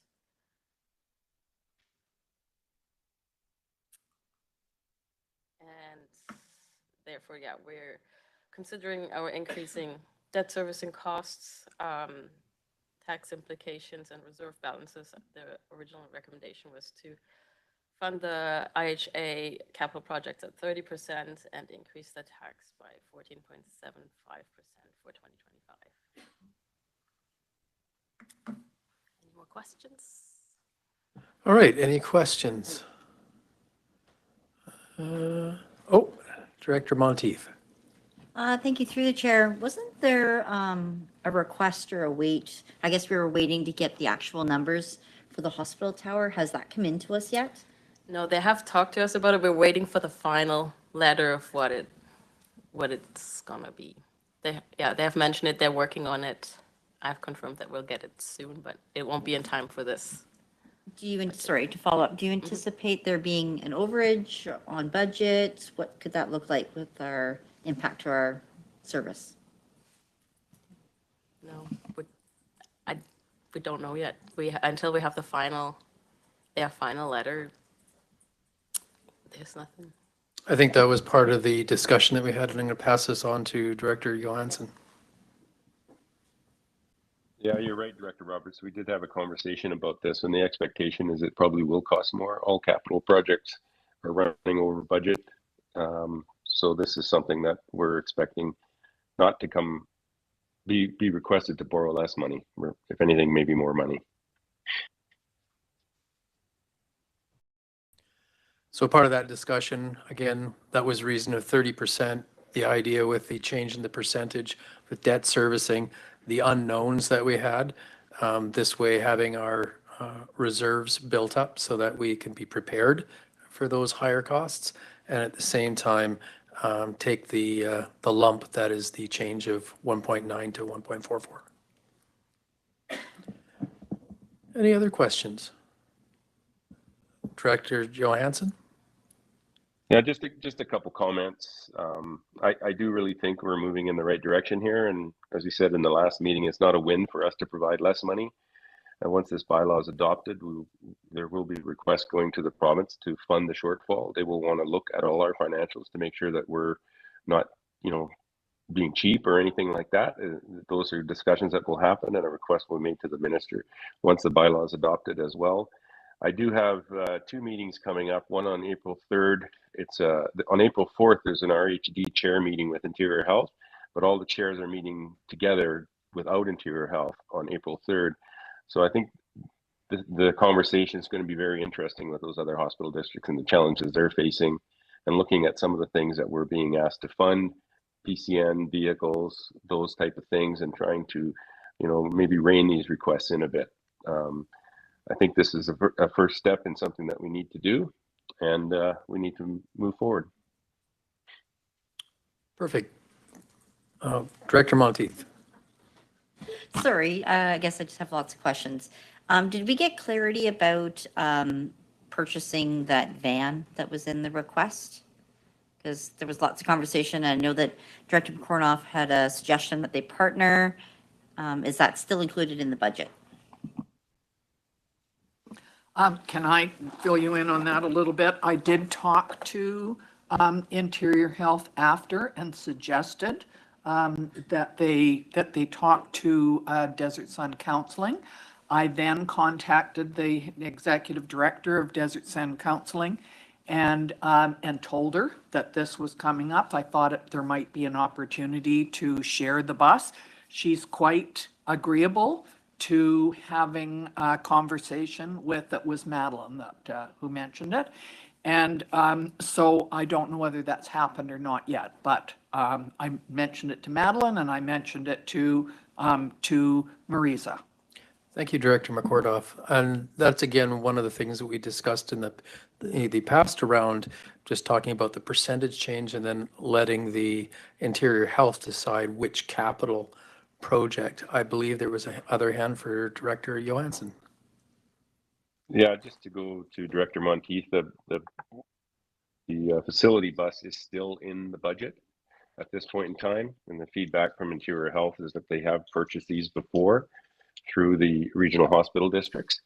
That meeting I'm going to be having on April 3rd and April 4th, I think there will be much more discussion. Is that something that's a designated hospital facility or equipment that hospital districts should be funding? I think that's a question that still needs to be answered. Great. Any further questions? Not seeing anything, I'll move to, is anybody willing to make the motion? We have a motion seconded. Thank God that. All in favor? Any opposed? Not seeing any. That passes. All right. Well, next off, we're looking at the hospital services agreement. Passes to CAO. The RDOS has historically provided hospital services to the Penticton Indian Band. In December 2023, the contract between RDOS and the PIB expired. Services continued based on the understanding that both parties would negotiate a new contract. And in January 2025, a new contract was agreed upon and the terms were negotiated to be retroactive to January 1st, 2024. And the administrative recommendation is that the Board of Directors of the Okanagan-Similkameen Regional Hospital District approve the hospital services agreement between the Penticton Indian Band and the Okanagan-Similkameen Regional Hospital District and direct the Chair and CAO to sign the agreement. Thank you. We have a mover, a seconder. All right. Do we have any discussion on this? No. Director Johansson. Director Roberts, I was just going to say, I think this is awesome that the PIB is going to be contributing to the regional hospital district and the costs that we're associated with.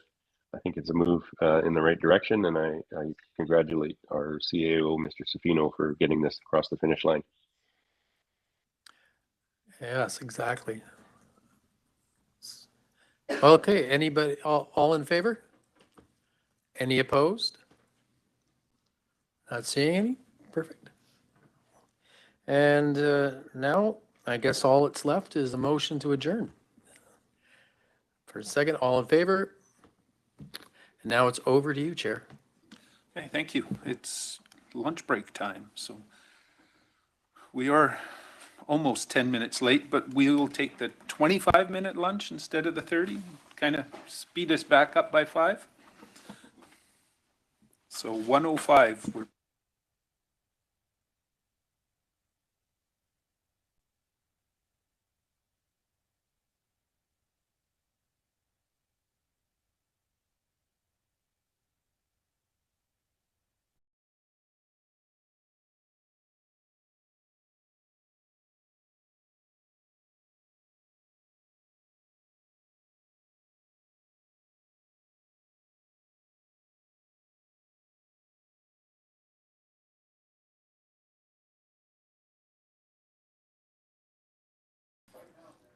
That says 12:35, whoever wants to write down whatever the right number is. And to ask for a motion to adopt the agenda. Motion seconded. All those in favor? And that carries.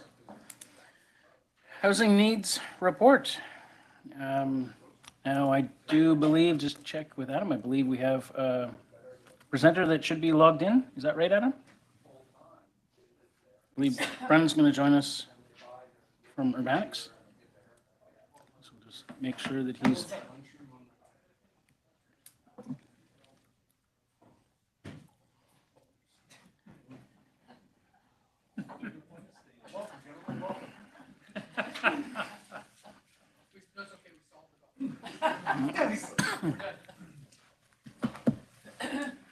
Are we getting the thumbs up from Adam yet? Oh, okay.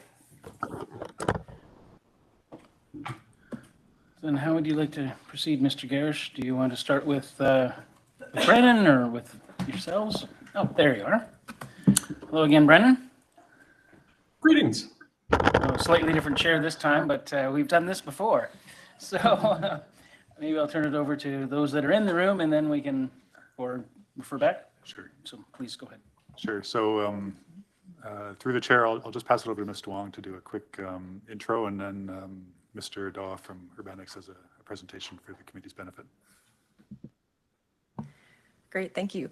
So as the board is aware, with the passing of Bill 44, a number of amendments had been made to the Local Government Act, which intended to provide for additional small-scale multi-unit housing. So a lot of the focus that has been put on these amendments has largely been in relation to density provisions across the province. However, additional amendments had been made to the Act that also require that also relate to housing needs reports, and at this particular moment relate to the requirement to produce an interim housing needs report. The province did prescribe specific methodology which must be used to undertake that report. And as the board may recall, in 2024, we did initiate a regional housing needs report project. And at that time, we had invited the participation of our member municipalities. At the end of the day, we did end up working on this project and completing it with the city of Penticton, the village of Karamias, as well as the town of Vesuvius. And today we do have our consultant, Brendan Daw from Urbanics Consultants on the line, and he will be providing an overview of the data that he's collected in relation to this project. So I'll pass it over to him. Greetings. Thank you for having me this afternoon. Good to see some of you again. So yes, I'm Brendan Daw, Vice President for Urbanics Consultants, and I'd like to share some of the findings of our housing needs report with you. So, just find my, here we are. Okay, can everyone see the title page there? Okay, yes, so this is our Regional District Okanagan-Similkameen Housing Needs Assessment. So this is, as Mr. Wong mentioned, to meet provincial requirements laid out with a standard methodology provided by the province. So first, I'd like to discuss the components of that methodology. The methodology has 6 pieces. They are, firstly, the population of each electoral area that is an extreme core housing need, that is spending 50% or more of their income on housing costs. Next is taking the 2021 regional district homelessness counts and apportioning them by population to each area. The third component is an estimate of suppressed household formation. This component is supposed to reflect the extent to which, as housing has gotten more expensive in British Columbia in the last several decades, that people have been less likely to start their own household, and household formation rates have fallen. So you might think of that as if, say, an 18 or 19-year-old who might have otherwise moved into an apartment of their own lives with their parents for longer, or if a couple decide to move in earlier than they otherwise would have, or stay together after a relationship has ended, or if someone moves in with their adult children. These are all situations where housing costs may have forced someone into have suppressed household formation. And so by comparing household formation rates by age and gender between 2021 and 2006, we were able to compare this to something of a baseline and provide an estimate there. The biggest component of many of these assessments is projected population growth. This is BC Stats annual population forecasts, which are anchored to the census but adjusted with administrative data reflecting current population and then projecting that forward based upon fertility and mortality rates and adjusted for expected net migration. Lastly, there is an adjustment for rental vacancy rates, reflecting the fact that a healthy rental market has somewhat more rental units than there are rental households, and a demand factor that applies to municipalities on a municipality by municipality basis. So we're drawing upon data from Statistics Canada, the census, Canada Mortgage and Housing Corporation, BC Stats, as well as information provided by Okanagan and participating municipalities. As part of this process, we engaged in a consultation project. This included stakeholder interviews, including local government officials, social service providers, local health care providers, First Nations, realtors, builders, and others that were identified with the assistance of regional district and municipal staff. We also conducted an online community survey, which was circulated with the assistance of staff. We received 367 complete responses. 32% of these came from electoral area residents, or 119 responses in total. So I would like to speak to some of the methodological limitations that the housing needs methodology provides to us. One of the biggest ones is that this is largely a collection of social indicators. It's not something that, if you say 100 houses, then you go out and then developers can afford to build 100 houses. It doesn't provide funding for non-market housing in any proportion. It's more of a social indicator that doesn't really speak to the economic realities that would be addressed there. Secondly, the use of the population forecasts creates something of a circular input. If your community has been very permissive with housing in the past, then you'll have a lot more in-migration, all else being equal. And BC Stats will expect that your community will continue to be more permissive and have more in-migration in the future. If your community had, for policy reasons, been less permissive with housing and saw less in-migration, then BC Stats would project this into the future. And so if you use those population forecasts to plan based on them, you're to some extent encoding past planning decisions into future forecasts. Most importantly, I'd just like to note that housing markets are extremely regional, and I would like to commend that the Okanagan-Similkameen communities that have done this as a regional project, that it really helps speak to the way in which this can be addressed at a regional scale. So population projections are a key part of this endeavor here. So what we expect to see going into the future is modest population growth over the 20-year period, 2021 to 2041, 0.87% per year on average. We expect, or BC Stats expects, a growing proportion of seniors, rising from 33% of the population to 41% of the population over that time. A relatively stable proportion of working age adults and teenagers, going 57 to 51% of that time, about 15 to 16,000 people. And a declining population of youth under 15.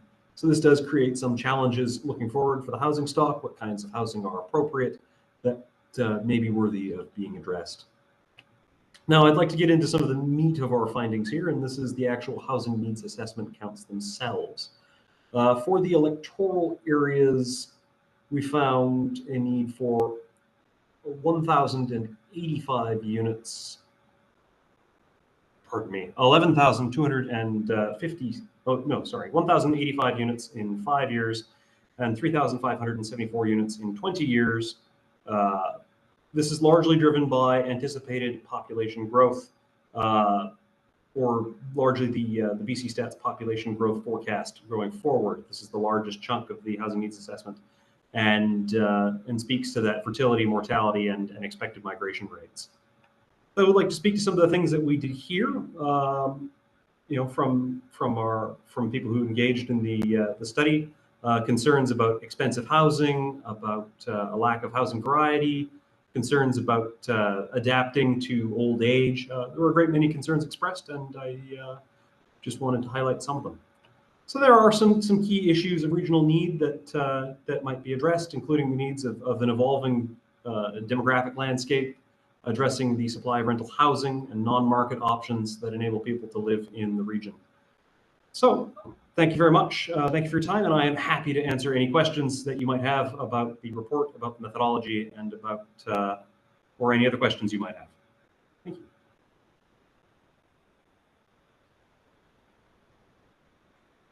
Yeah, I'll have Director Bush. Yes, I think I've seen Area B with one of the highest needs for new homes, but we don't have that kind of capacity. We don't have sewer and water, and so I just think it's very misleading. We don't have that. We're a farming community. We don't have the land to expand or to do anything different. So either to Mr. Daw or to staff, whoever wants to respond to that.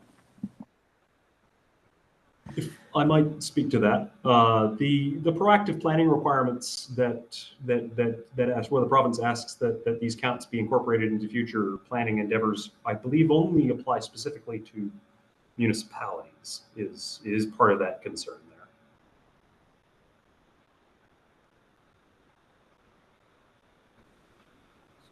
So then if I can clarify, then the recommendations are mostly for the municipalities and not necessarily binding to the rural areas?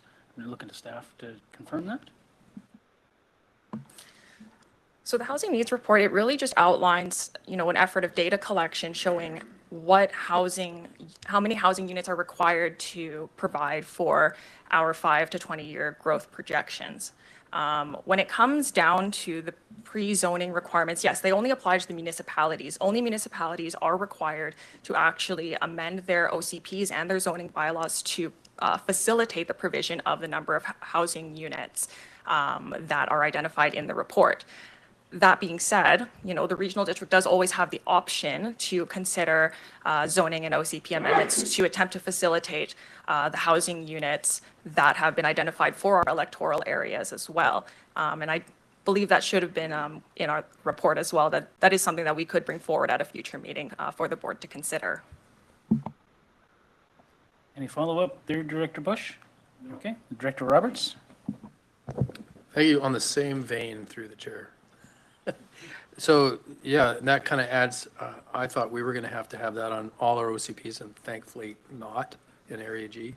But interesting in regards to seeing those numbers, because again, like there's nowhere else for people to go to move out in regards to Olalla. There's nowhere else in Headley, and everything else I've got is agricultural land.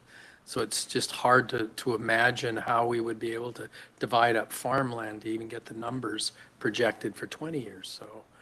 So I'm assuming it's just more of a formula that you're working on in regards to land and growth, because I don't know if we're directing everything to Director Weeb.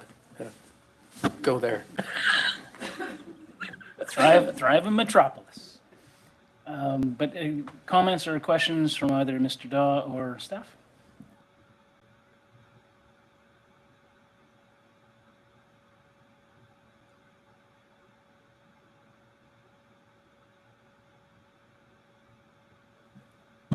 It sounds like we don't have any comments. Okay. So I see Director Coyne. You would like to, and then Rodrigo and Taylor. Yeah, so I'm just going to use this as an opportunity to put in a plug for to get our OCP reviewed a little bit sooner than later, in that to get another 118 homes in our area in the next few years, we need to be able to loosen up some of our holdings around, so that we could have more places built here. So like I say, it's just another reason to get our get our OCP reviewed and through the process. Thank you. Hear that? I think that's another conversation about this, the action tracker. I guess that's what we're calling it now, right? Many things on that, trying to get onto that same list. I've written it down, but I've got Director Fedrigo, Taylor, and then Conans. Yes, thank you, through the chair. So how do we use this, or can we use this as data points to the OBWB that indicates the 1 hectare rule is going to hamper and potentially could us being able to grow? So if there's projections that we need more housing, and then we're saying you can't because we've got other rules in place, you know, it's hard, it's hard to meet those projections or being able to grow the way that we can. I also throw out there that, you know, moving to private utility systems may also cause housing to become more expensive, and challenges in our communities that, looking at the projections and the numbers that we need, have roadblocks in place that will get us there. So yeah, I'll put that out there. Any response from staff or Mr. Dom? Well, I think from staff's perspective, I'm trying to recall when we last conveyed this to the board, but like when we look at the provincial legislative changes related to small-scale multi-unit housing, I mean, it's struck us that the province is not looking to solve the housing crisis in the rural areas for all the reasons that the directors have articulated, that there simply isn't the services available to accommodate that. So that's why we don't have the same requirement or obligation to pre-zone land for 20 years of growth, because we just can't accommodate it in some of these communities, Costin and obviously Hadley Area G being examples. But it does raise the question of going forward, especially in the Okanagan with the RGS, like where is it the growth is going to be accommodated? Where are we going to put resources to facilitate those kind of infrastructure required for growth? And, you know, do our bylaws reflect that?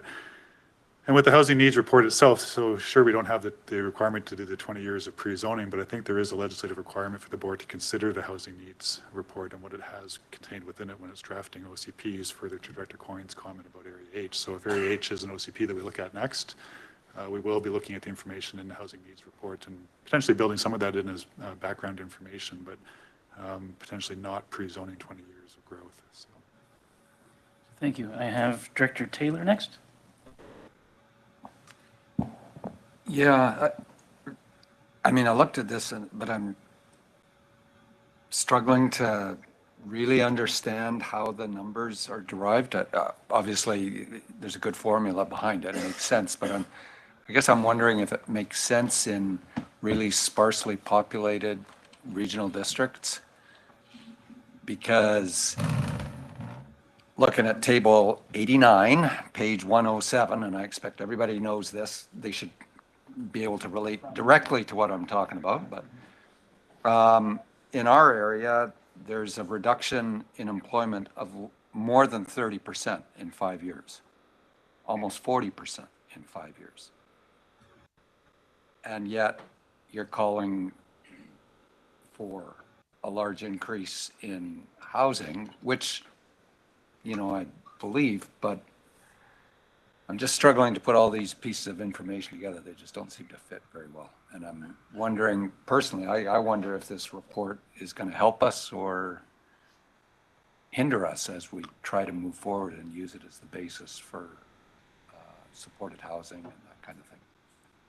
Well, if I could sing as that was the report question, turn it over to Urbanics, Mr. Don, for response. Yes. So, I mean, that is certainly a concern, and it's one that's comes across, especially for electoral areas which have relatively small populations. One of the data gathering challenges is simply the fact that for an area the size of many electoral areas, the census data questions are based upon a 25% sample. which does present quite large margins of error, especially in communities under 1,000 people. So that is just one thing to keep in mind when perusing the data tables, is that for many areas, especially with smaller populations, that the margins of error are quite large, larger than we would prefer, just from the size of population.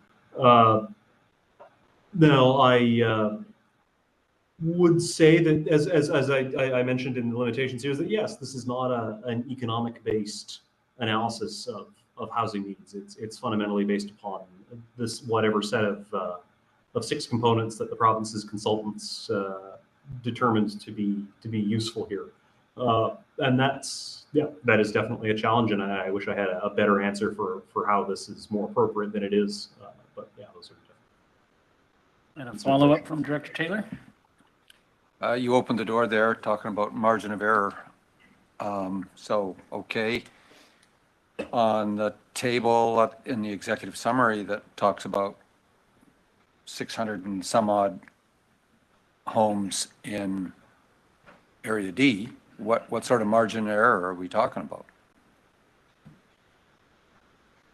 I don't know if that would be methodologically appropriate as a statistical exercise to speak of there being a margin of error there. Maybe one could be calculated. I will look into it. But it's more the individual census survey questions have a large margin of error, is what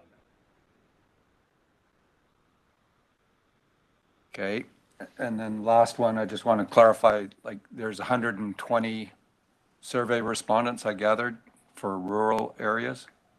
So that's about 11 per area. Have I got that right? That sounds correct, yes. I mean, the one thing I would notice about the survey is that the survey was never an attempt to be a scientific survey exercise. It's an opportunity for people who have information to share to share it, to represent themselves, and it would be, it would not be a way to think about it in terms of margins of error, because it's not a random sample. It's not it's not demographically weighted. It was an opportunity for members of the community to participate.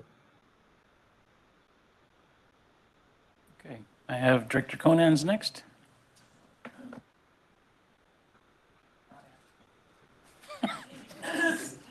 You've had a response to the question you were going to ask. Now, is there any other comments, questions from anyone online? Oh, Director Bloomfield, please. Thank you, and through the chair, and so we've got a report here that was done partly as a requirement of the provincial government. Is that correct? Okay, and the requirement is that we form a strategy about increasing the housing stock within the regional district. And what I'm hearing is that it's difficult for the rural areas to increase their housing stock when they don't have the services and the infrastructure, and so they're thinking that the municipalities that do have that infrastructure should be absorbing the increase to housing that is required by the provincial government in this regional district. So would it not be appropriate to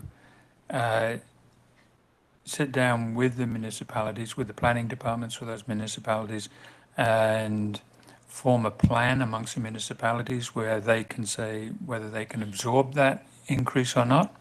And if they can, and if there is a plan, then you can present that to the provincial government to show that you've fulfilled their needs. And in return for the municipalities absorbing the increase in housing, then maybe the regional district should be applying for grant funding for infrastructure that would be directed to the municipalities that are taking the housing. And staff? I may not comment on the last part, but certainly I think from at least staff's perspective at the regional district level, I mean, obviously there is the regional growth strategy, which is setting out where priority areas for growth are. And obviously that includes all the member municipalities, including Penticton.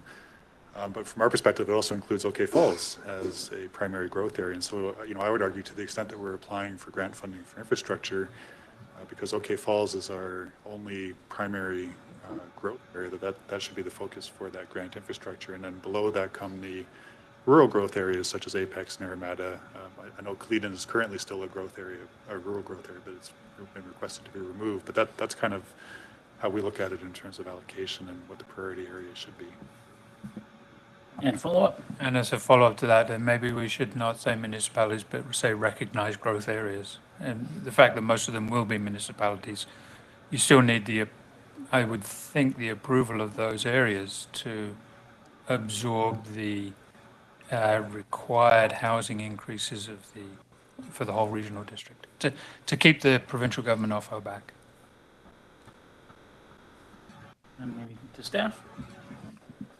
I mean, certainly it's a good question in the context that, you know, obviously municipalities like Penticton have to do the pre-zoning for 20 years of growth, but your growth calculations, I presume, are based on within your municipal boundaries and don't account for the growth that is in this report occurring in the electoral areas around your municipalities. But I don't have an answer for that. And then I believe I had Director Coyne again. Is there something you wanted to add, Director Coyne? Well, just one thing that kind of want to disagree with Mr. Garish on was his statement about us not having to plan for 20 years out for housing. And we're now 13 years, I believe, into our OCP. So that's really only, you know, if we're running that length of time on an OCP, we're getting up there in the time that we need to plan out. So I really think that we should be, as electoral areas, looking further out into the future for housing, because nobody anticipated 13 years ago with ours the growth that we've had and the pressures that it's put on individuals and even building contractors to try and work through these things. And then when you have these, you know, if we were more liberal with our letting people develop and put in our own water and sewer systems, so we don't have to go to the bigger centers to do all that sort of stuff, I think that those are thoughts that we really need to think about in our outlying areas. Because not everybody wants to live in town. So anyway, just my thoughts. Okay, I'll just, any further comments or responses from staff?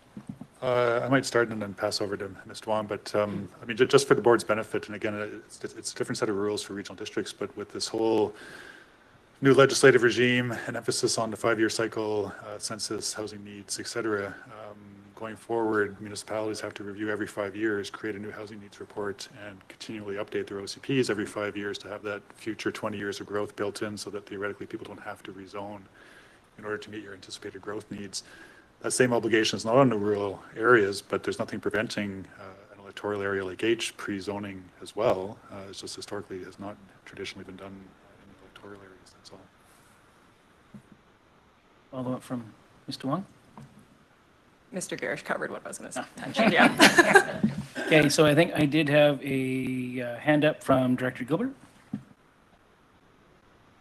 No, that's okay. I think Director Bloomfield kind of, you know, said it. I think that, you know, that is just a reminder, and my interpretation is that, you know, the regional district is not, it's separated into two regions when we talk about growth. There's the Similkameen and the South Okanagan. One's chosen not to be part of the regional growth strategy. So I think Director, you know, Bloomfield said that when we're looking at that, it's, you know, we're looking at it as a regional growth area, not just municipalities. But I don't think Princeton's part of that regional growth strategy, is it not?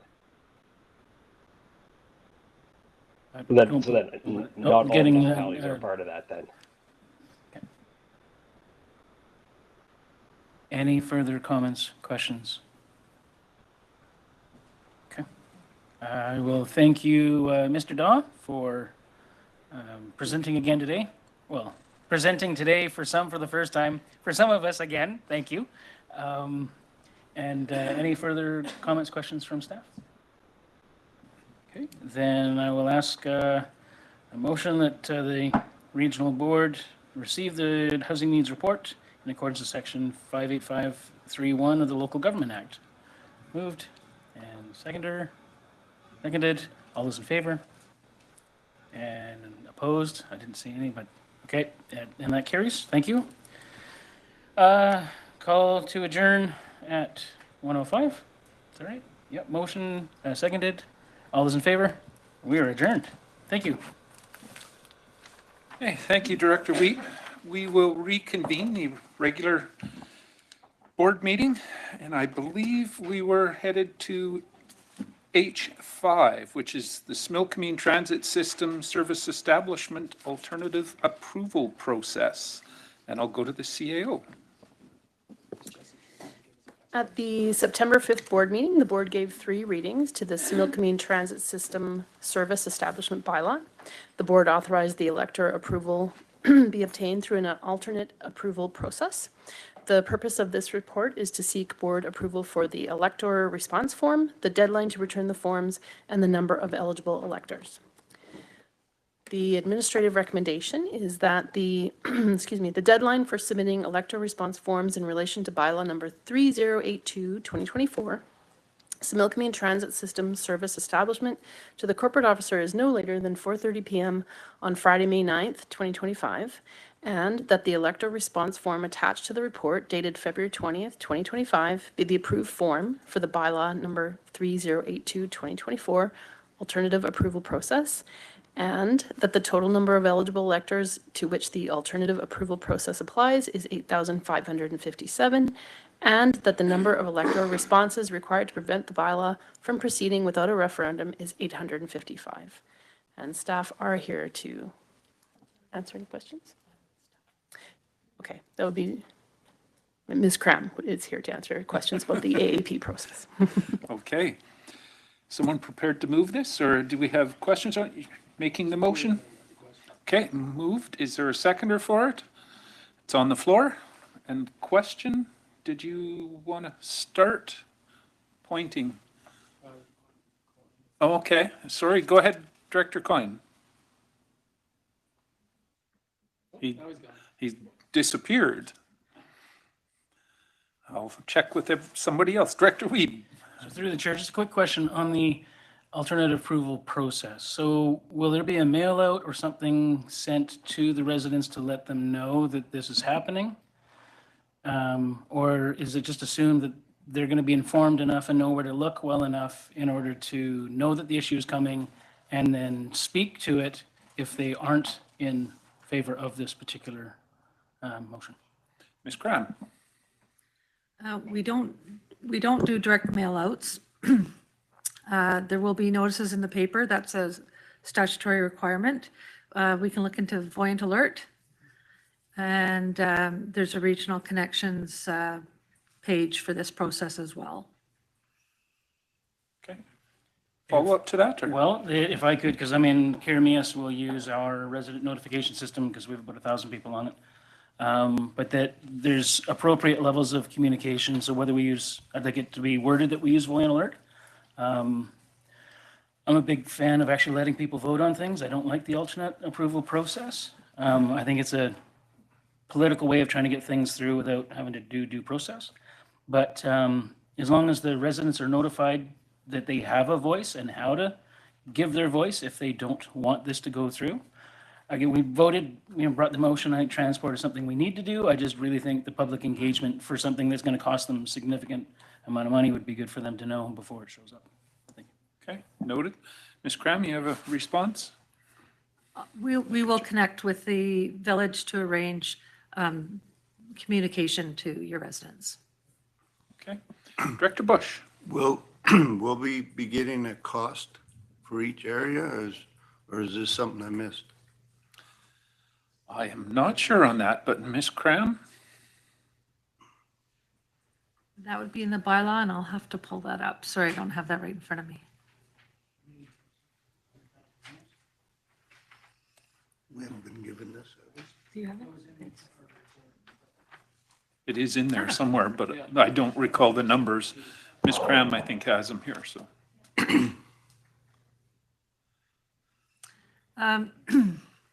Yeah, so I have a total cost of 143,353, and that's broken down with a contribution from BC Transit, Town of Princeton, Village of Karameas, electoral areas HGB, as well as Interior Health.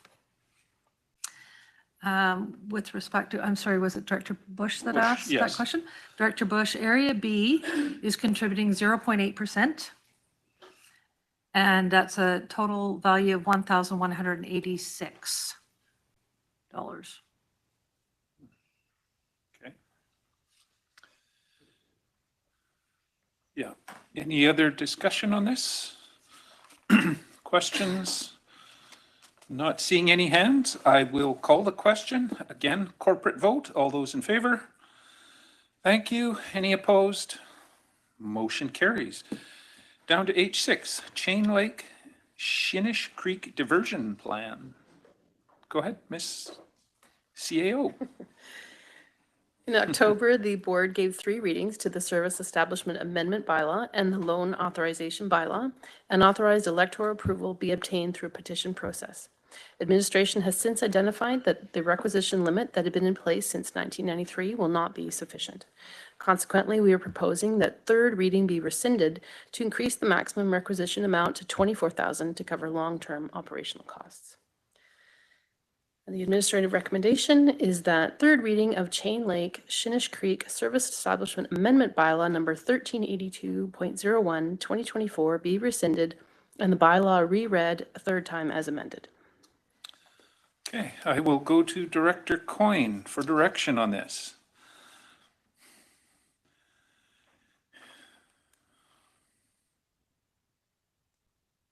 I will move the administrative recommendation.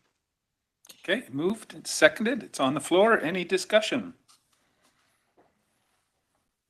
Not seeing any hands. We'll call the question on corporate vote. All those in favor? Thank you. Any opposed? Motion carries. Down to security issuing bylaws for the town of Osoyoos, CAO. The town of Osoyoos has made a borrowing request to the RDOS to participate in the MFA Spring 2025 long-term debt issue to borrow $2 million. The administrative recommendation is that security issuing bylaw number 3103/2025, being a bylaw of the Regional District of Okanagan-Similkameen, to borrow up to $2 million for a water metering project in the town of Osoyoos, be read a 1st, 2nd, and 3rd time and be adopted. I'll go to Ms. McCorda. Move the administrative recommendation. It's moved, seconded. Thank you. Any discussion on this? Director Taylor, go ahead. Briefly, can I ask what kind of meters? In-house or pit, or combination thereof? It's a combination, and we're finding as we're doing it that there are more pit meters needed than was originally thought. So it's both. It's easy to put in the ones in the house. It's quite a bit more complicated for the ones that need to go at the curb. Okay. Any other follow-up? Go ahead. Well, I'm just thinking that your firsthand experience might be useful for the broader board as we perhaps reconsider how we are doing meters more broadly throughout the regional district. It's good to keep in mind for sure. I do think that, that it is pretty complicated, and we have Neptune doing ours right now. They are experts at it. They've done thousands and thousands of them. So I think that's who we rely on to give us that information. Okay. Any further discussion? Call the question. All those in favor? Thank you. Any opposed? Motion carries. Security issuing bylaw for the city of Penticton, CAO. The City of Penticton has made a borrowing request to the RDOS to participate in the MFA Spring 2025 long-term debt issue to borrow $5.1 million. The recommendation is that security issuing bylaw number 3104/2025, being a bylaw of the Regional District of Okanagan-Similkameen, to borrow up to $5,100,000 for designing, expanding, and constructing upgrades to the Penticton Avenue pressure reducing valve in the city of Penticton, be read a 1st, 2nd, and 3rd time and be adopted. I'll check with Penticton if they're wanting to move this, I'm sure. Yeah, I'll move the recommendation. Okay, moved, seconded, thank you. Any discussion on this? Questions? Director Bush? Why so much money? For a pressure reducing valve. That doesn't sound that complicated, but go ahead. It's a big valve. You can't buy it at Andrew Sherritt. Sounds like it. Any other discussion, questions? Seeing none, all those in favor? Thank you. Any opposed? Motion carries. Over to H9, RDOS PIB Service Agreement, CAO. The RDOS has historically provided certain services to PIB. These services include general government, 911 emergency call system, emergency planning, and solid waste management. In December 2023, the contract between RDOS and PIB expired. Services continued based on the understanding that both parties would negotiate a new contract. In January 2025, a new contract was agreed upon, and the terms were negotiated to be retroactive to January 1st, 2024. And the administrative recommendation is that the Board of Directors of the RDOS approve the services agreement between the PIB and the RDOS and direct the chair and CAO to sign the agreement. Okay, it's moved. Is there a seconder? Thank you. Any discussion on this? Director Federico. Thank you, through the chair, and I'm not sure if our acting CAO can answer this, but what general government activities do we provide? It's just an interesting one that popped up there. I will check if she can. I am not sure on that, actually. But certainly we can get back to you about it. Okay, we'll make sure Mr. Zafino can field that question for us the next time. Any other questions? Seeing none, all those in favor? Thank you. Any opposed? Motion carries. That brings us to the CAO report. Did he leave you a report? He did not, and I have nothing to report. Okay, we'll catch that the next time. Chair's report. The only thing I wanted to mention was, I believe it's next meeting that we will be doing the strategic priorities workshop. So come prepared for a longer discussion probably as we work through that. Not that long. Any director's motions? Not seeing any there. Board members' verbal updates. Anything to report from your areas or communities? Nothing there. Board representation, Municipal Finance Authority. I think I mentioned it's April is our AGM for that. Nothing for MIA, Okanagan Basin Water Board. I can report on that. Please, go ahead. Yes, we did have a meeting this month, and one of the big things, of course, was the Ibrikwaga mussels and writing a letter to Minister Neal. Also, we had Oasis gave us the annual report because we provide some funding for them. And we are in the process of hiring a new executive director because Anna Warwick-Sears is stepping down as the director, and probably by the next meeting, we will have a new director and we can report on that. Okay, good to know. Okanagan Film Commission, that's usually Director Coyne. He seems to have disappeared on us. Ms. Director Federico, anything from? Okay, Okanagan Regional Library, Director Federico. Thank you. Yes, we had a meeting yesterday. Danielle, the CEO, will be visiting all the councils and boards, giving kind of update on where the library's at. So looking forward to her visit and just chatting about the great things that our libraries are doing. We got a great presentation on the summer reading program and how successful it is, not only in our region, but throughout the province. So that's really cool. It's getting a lot of families and kids and youth engaged in reading over the summer months. And just a brief update on the financials. All is looking good there. So overall, doing well. Okay, thanks for that. Okanagan Sterile Insect Release, Director Bush. Nothing much new to report. We had a meeting on the end of January, and there'll be a board report coming out soon. Okay. Simia, Director Coyne has left us. Starling Control, anything there, Director Bush? Nothing. Etsy BC, Anybody want to report on Yeah. that? Director McCordoff. So we recently had a RAC meeting, which is the Regional Advisory Council, and several of us were on that. And what we were talking about there and what we needed direction on is that we'd had over the last several months some meetings with engagement with the First Nations because they are not part of ETSI-BC, and looking at DRIPA 4.39. So we'd had some meetings to discuss the pros and cons and how we could deal with that. And we needed some information from the RAC. So we're still in the process because it's more complicated than we thought. That's the first thing. The second is that spring funding is available.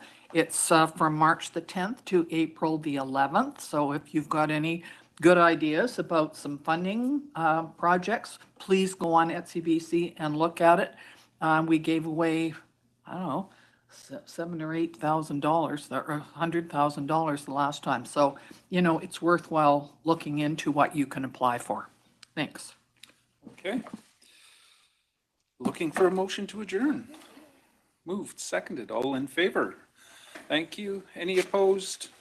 We are adjourned, and thank you everybody for your patience. We actually ended 10 minutes earlier than on time. It was just a flip-flop of, yeah.